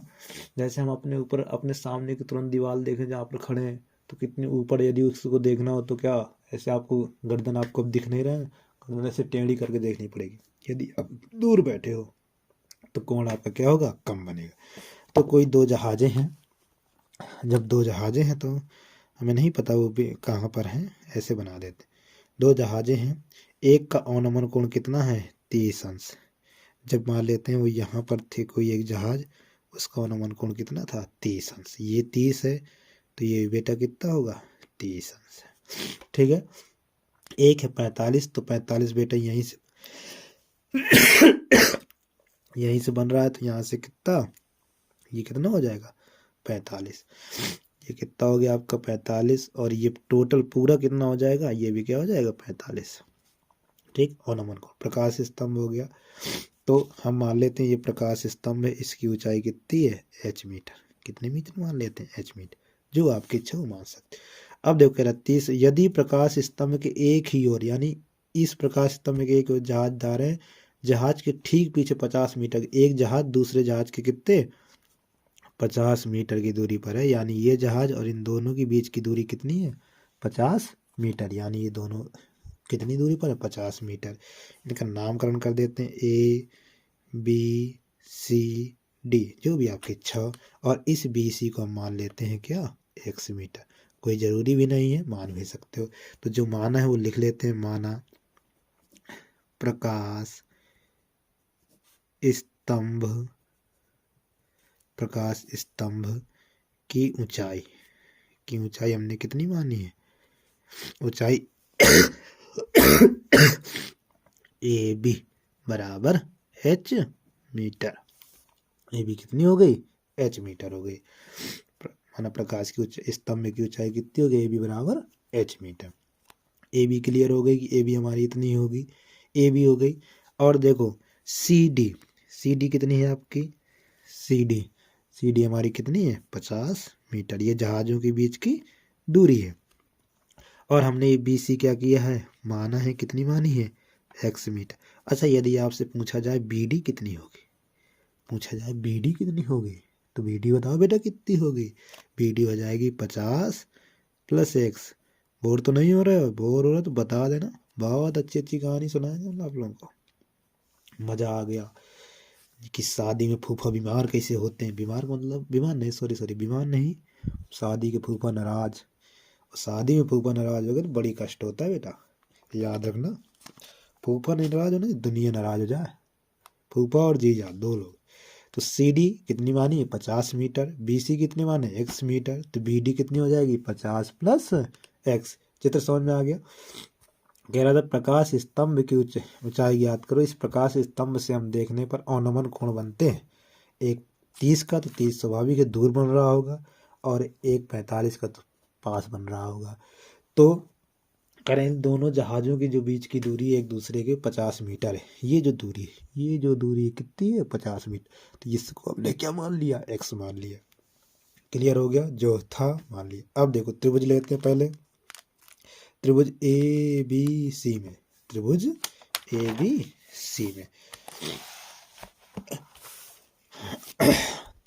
हम कर रहे हैं त्रिभुज ABC में।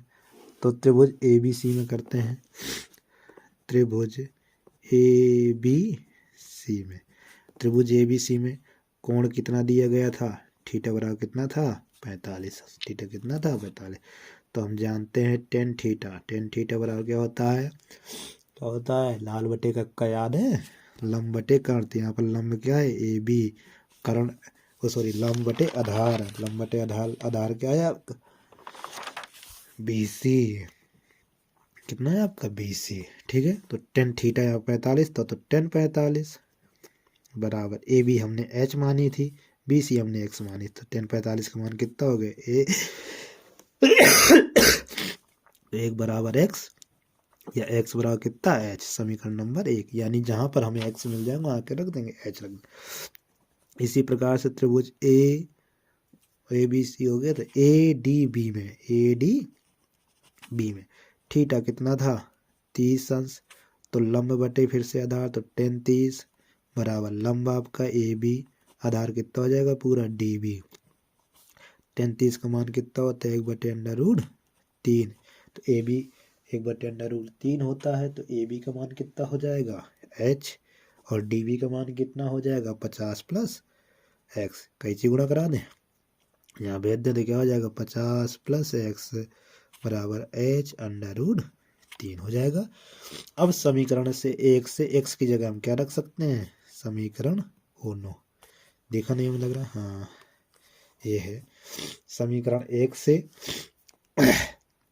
मान रख दिया, कुछ नहीं किया है यहाँ पर। समीकरण एक से x का मान रखने पर, किसका मान रखने पर, x का मान रखने पर।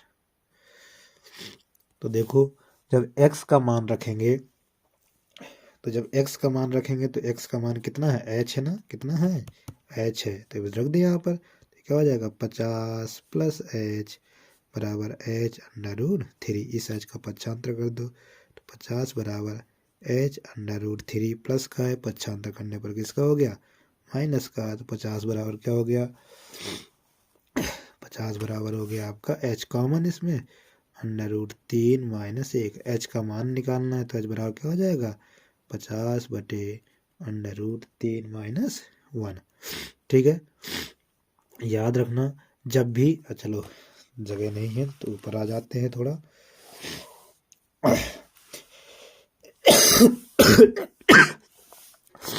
तो h बराबर आ गए 50/√3, तो डिवाइड में जैसे ही आपको क्या मिले अंडर और अंडर डिवाइड में है तो उसे क्या करना है हल करना हो, कैसे करेंगे हम परिमेयकरण करने पर।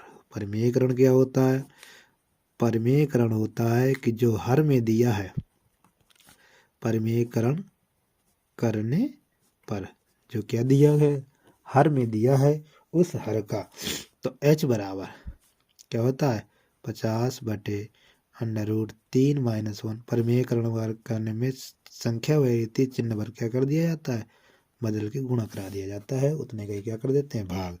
तो h बराबर ये क्या हो जाएगा 50/√3 प्लस 1 बटे, ये एक बार a प्लस बी और एक बार a माइनस बी का देखो फार्मूला बन गया, बन रहा है कि नहीं बन रहा है, नहीं तो आप डायरेक्ट गुणा करा के भी कर सकते हो। तो h बराबर 50/√3 प्लस 1, ये क्या हो जाएगा √3 का स्क्वायर माइनस 1 का square, a square minus b square, तो h बराबर 50/√3 प्लस 1, √3 का स्क्वायर 3 माइनस 1, तो h बराबर कितना 50/√3 प्लस 1 बटे कितना 2, 2 से 50 काट दो, 2 से 50 काट दें तो h बराबर कितना हो जाएगा, h बराबर कितना हो जाएगा बच्चों, h बराबर हो जाएगा 25/√3 प्लस 1 मीटर। यही क्या हो जाएगा आपका आंसर। एक या तो आंसर ये हो सकता है, या आपके पास समय है तो आपको पता है √3 का मान कितना होता है 1.732,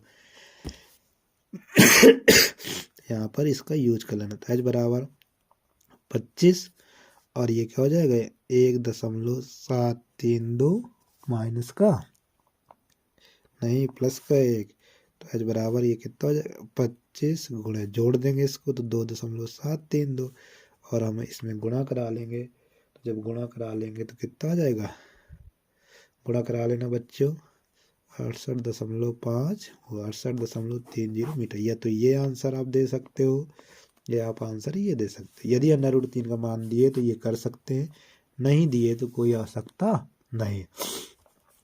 समझ में आ गया ना परिमेयकरण करना। देखो यहाँ समझ एक बार फिर से परिमेयकरण किया था। परिमेयकरण करने के बाद ये बना formula a minus b a plus b, यानी एक बार प्लस में एक बार किस में माइनस में डिजिट है, तो आपका क्या हो जाएगा वो फार्मूला में चला जाएगा। तो 2/50 √3 प्लस 1/2 तो आज बराबर कितना होगा 25 √3 प्लस 1। तो ये आपका ये फार्मूला बन गया। यही या तो ये आंसर दे दो या फिर ये 1.3 का मान रख के भी क्या कर सकते हैं हल कर सकते हैं। हमें लग रहा है आप लोग थक गए हैं, है ना, लग तो ऐसे ही रहा है। चलो कोई बात नहीं, थकना नहीं है, थकना मना है। थोड़ा सा लंबी वीडियो रहेगी लेकिन आपके ही फायदे के लिए है, इसलिए ज़रूरी है। तो आगे चलते हैं अगले। अब उम्मीद करते हैं कि आपको समझ में आ रहा होगा। अगला प्रश्न है बहुत ही, और ये बहुत ही रेयर क्वेश्चन है। रेयर क्वेश्चन का मतलब ये है कि आपको ऐसा नहीं है कि मिलेगा नहीं, कहीं मिलेगा, बस थोड़ा सा हटके है, क्योंकि हमें इस प्रकार के शायद बुक में हैं 1-2 सवाल हैं, बाकी नहीं ज़्यादा, लेकिन आ जाते हैं पेपरों में, तो करने का तरीका पता होना चाहिए। बताइए आप लोगों के दिमाग में कौन सा सवाल है। आपने तुरंत सोचा होगा कि x/3 को मान लें कुछ, 2x + 3 को मान लें कुछ, आया ना दिमाग में, बस वही गलती कर दोगे। यदि आप मानते हैं वो वाले करते हैं सवाल, लेकिन कब करते हैं जब 2 समीकरण दिए गए हों, लेकिन अब तो यहाँ पर एक ही समीकरण दिया गया है, तो आप कैसे मान सकते हो जरा हमको ये बताना। क्या आप कर सकते हो? नहीं ना। जब आप नहीं कर सकते हो तो फिर कैसे करेंगे इस सवाल को, चलो देखते हैं। तो ये है देखो सवाल। अब 2x x - 3 plus 1/2x + 3 plus 3x + 9 बटे x - 3 2x + 3 बराबर दिए 0। ठीक है, कह रहा मूल ज्ञात करो, यानी x का मान ज्ञात करो और उनकी प्रवृत्ति बताओ। तो मूल ज्ञात कर लें तो प्रवृत्ति अपने आप पता चल जाएगी। ठीक है, तो अब इसको क्या करें, पक्षांतर कर दो। तो 2x x - 3 प्लस 1/2x + 3, ये प्लस का उधर जाएगा तो क्या हो जाएगा माइनस 3x + 9 बटे x - 3 और 2x + 3। इसमें क्या करो एलसीएम ले लो। किसका होगा एलसीएम, x - 3 और 2x + 3 का। जब x - 3 का एलसीएम लो तो इससे ये कैंसिल, तो ये बचेगा, इसका मल्टीप्लाई इसके साथ हो जाएगा, यानी 2x × 2x + 3। ठीक, प्लस 2x + 3 2x + 3 कैंसिल, बचा क्या x - 3 इक्वल, इसमें जो दिया है वही 3x + 9 बटे x - 3 और 2x + 3। अब देखो बेटा इसका यदि आप उधर कैंची गुणा कराओगे तो ये डिवाइड में सेम है ना, ये क्या हो गए कैंसिल हो गए।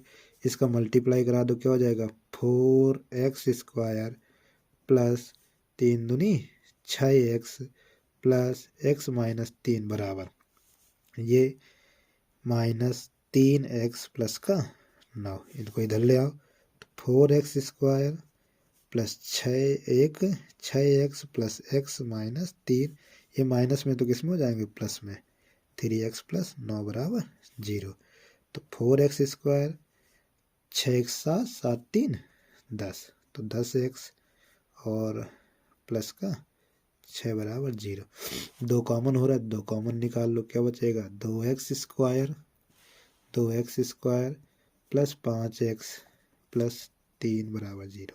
ये 2 डिवाइड चला जाएगा तो क्या हो जाएगा 0। समीकरण क्या हो जाएगा 2x² प्लस 5x प्लस 3 बराबर 0। ये हो गया। जब ये समीकरण अब क्या कराएंगे गुणनखंड करने आते हैं, गुणनखंड आते होंगे उम्मीद करते हैं। 3 दूनी 6, 6 के ऐसे गुणनखंड की जोड़ें या घटाएं कितना आ जाए 5, तो 3 दूनी 6, 2 और 3 है ना। तो 2x² plus 3x plus 2x plus 3 बराबर 0। इन दोनों से क्या कॉमन है, x बार, तो क्या बचेगा 2x प्लस 3।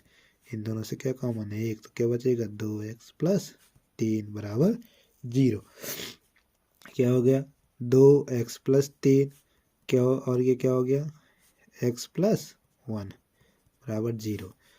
तो अब अलग अलग कर दें, जब 2x प्लस 3 बराबर 0, जब 2x प्लस 3 बराबर क्या हो 0, तो बताओ x बराबर कितना हो जाएगा -3/2, है ना। डायरेक्ट थोड़ा सा एक लाइन गायब कर दी हमने।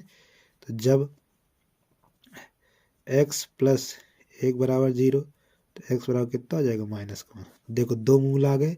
ये बताओ बेटा, बताओ मूल कैसे होंगे, ये मूल कैसे होंगे, याद करो। भिन्न भिन्न है, लेकिन कैसे हैं, परिमेय हैं। भिन्न भिन्न है, परिमेय है, तो कैसे होंगे, वास्तविक मूल, वास्तविक होंगे। और कैसे होंगे, परिमेय होंगे। और कैसे होंगे, भिन्न भिन्न। भिन्न भिन्न का मतलब क्या है, अलग अलग। देखो अलग अलग है ना, एक है -3/2, एक क्या है -1। समझ में आ गया।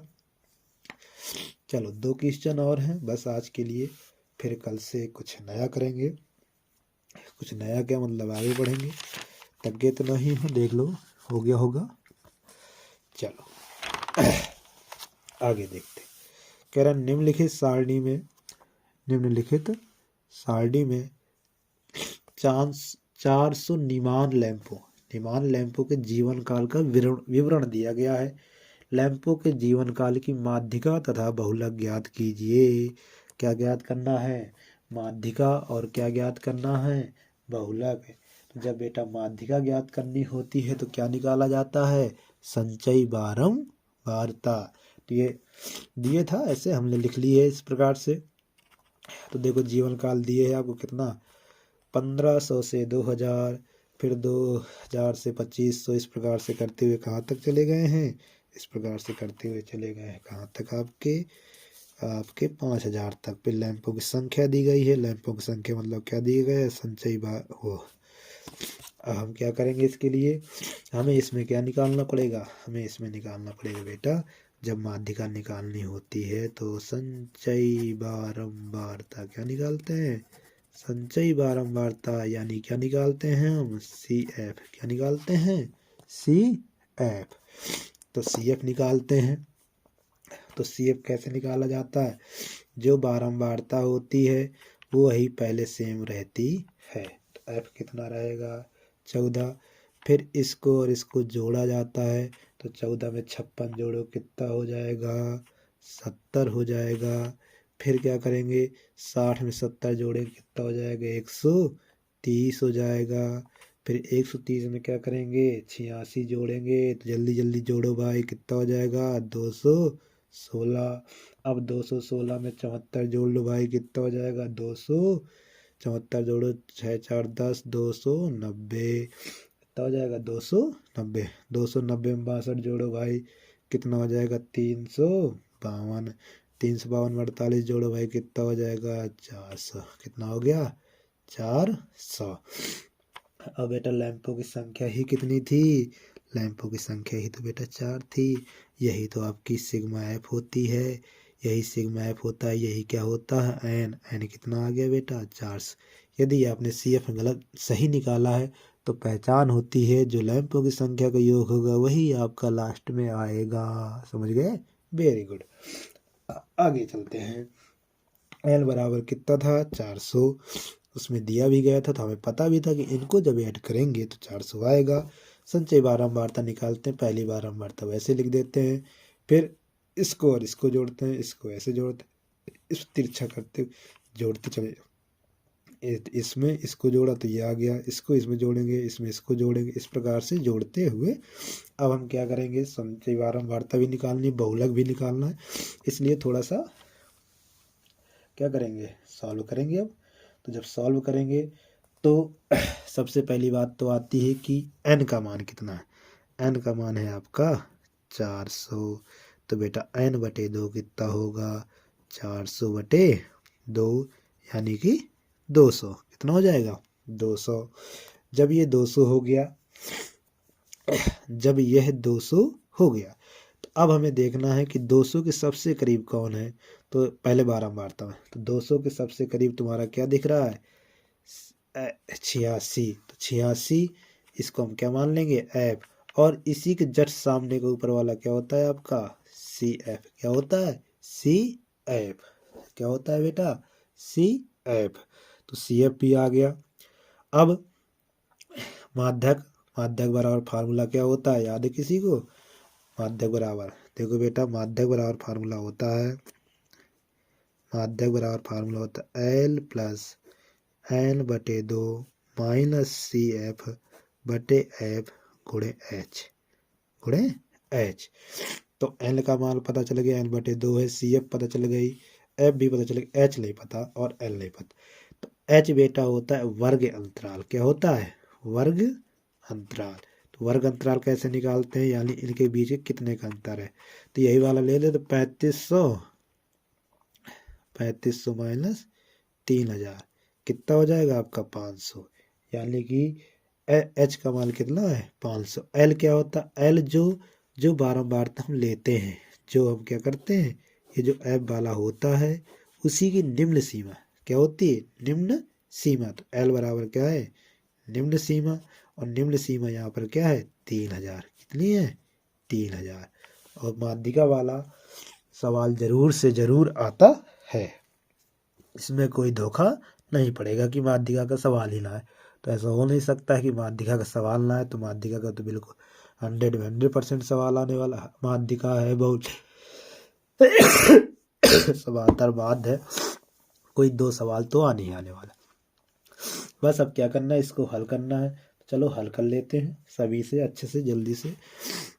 तो देखो एल का मान, एल का मान हमें पता चल गया कितना है 3000। कितना है 3000 प्लस एन बटे 2, एन कितना, एन बटे 2 कितना आ गया, देखो हमारा 200। सी एफ कितना था 130। फिर एफ कितना था हमारा 86। एफ कितना था 86। और एच का मान कितना आ गया 500। तो ये 3000 प्लस 120 में 200, 200 में 130 घटाओ कितना आ जाएगा 70 गुणे 500 बटे 86। जब आप इसे हल करोगे तो हल कर लो, 7 पला 3500, 86 का भाग कर लें। तो जब 86 का भाग करेंगे तो आएगा 3500 में 86 का भाग कर रहे हैं तो 8 चौक 32, 4 बार, यानी 3000 प्लस 8 चौक 32। फिर भाग तो जाएगा नहीं, तो फिर क्या आ जाएगा 0।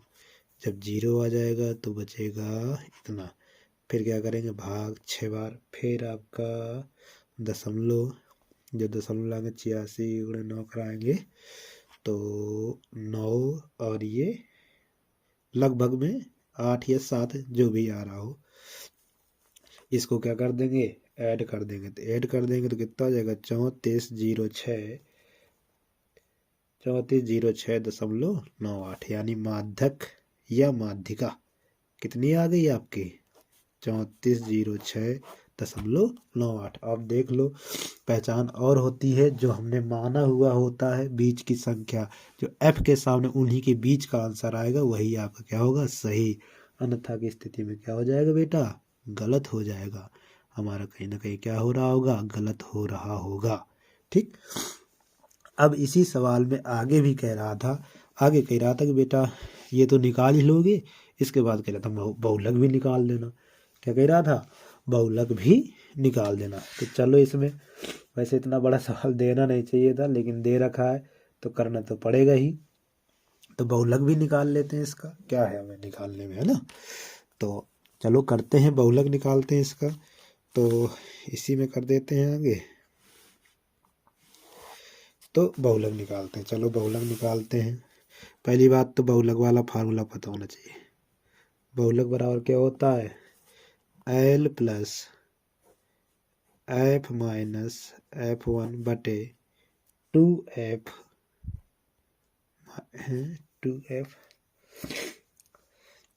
2F minus F1 minus F2। Into H into क्या होता है एच में शायद होता है एल बराबर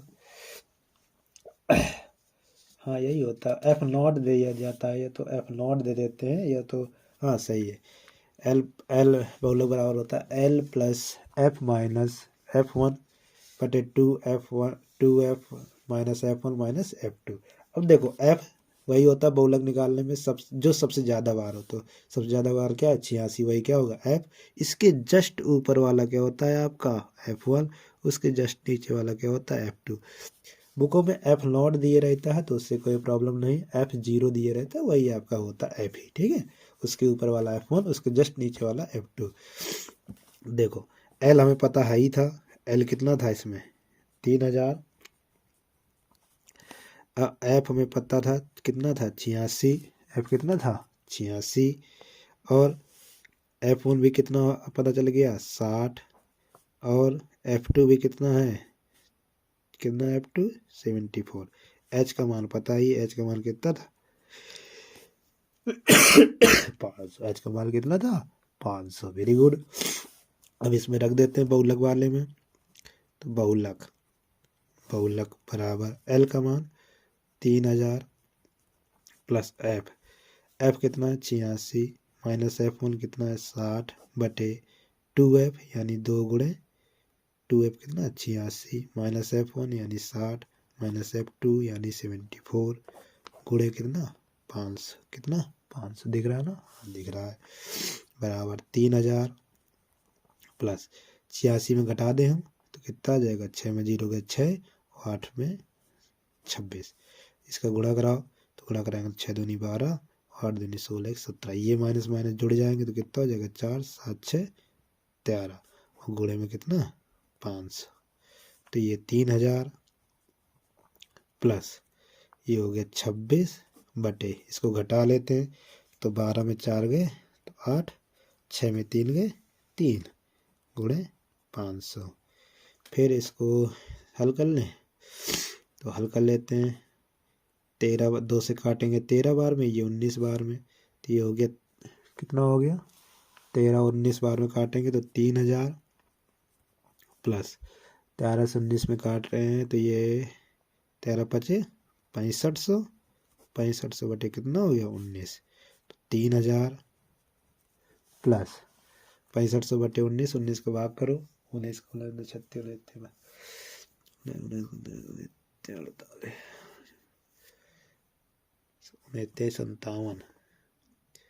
57, फिर से तो फिर से 57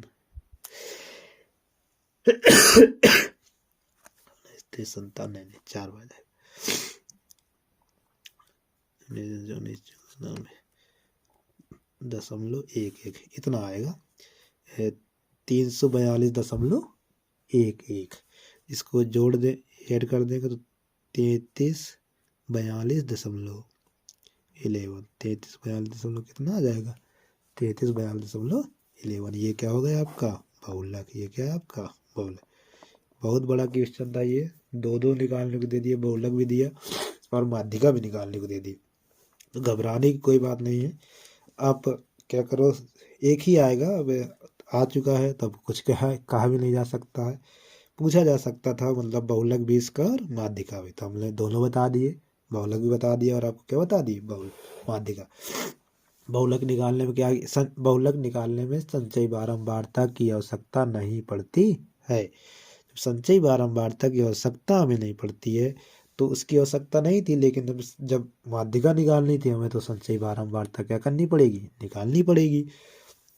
बहुलक में बारंबारता देखते हैं किसकी सबसे ज़्यादा है, जिसकी सबसे ज़्यादा होगी बारंबारता वही आपका क्या होगा एफ, उसके जस्ट ऊपर वाला एफ वन, उसके जस्ट नीचे वाला एफ टू, और एल वही लेना है जिस वर्ग में एफ हो उसकी निम्न सीमा, और एच उन वर्ग अंतराल कितना उनका वर्ग अंतराल लेना है।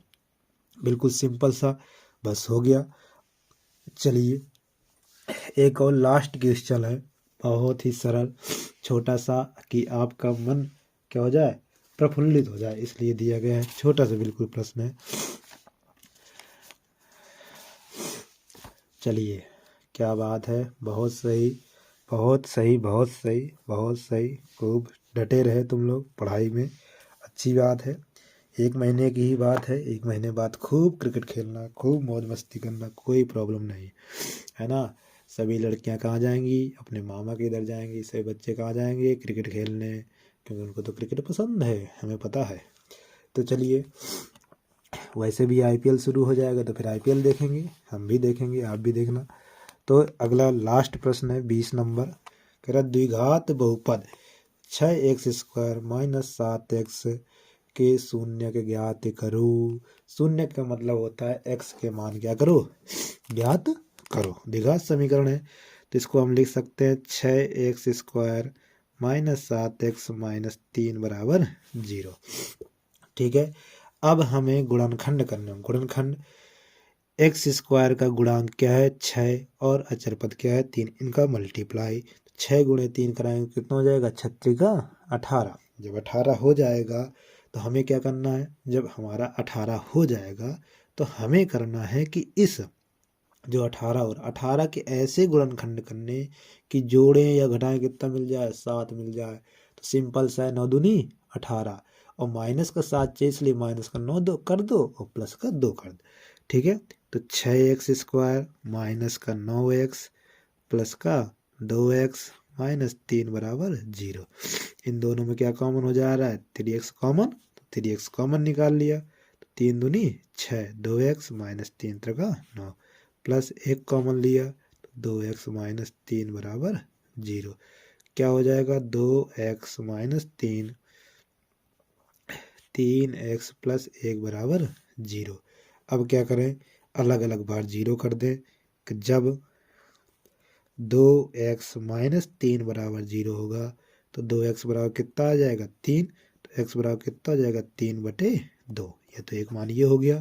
दूसरा मान क्या होगा, जब 3x प्लस 1 बराबर कैसा हो जाएगा 0, तो 3x बराबर कितना हो जाएगा माइनस का 1, तो x बराबर कितना हो जाएगा -1/3। ये हो गया ना क्लियर।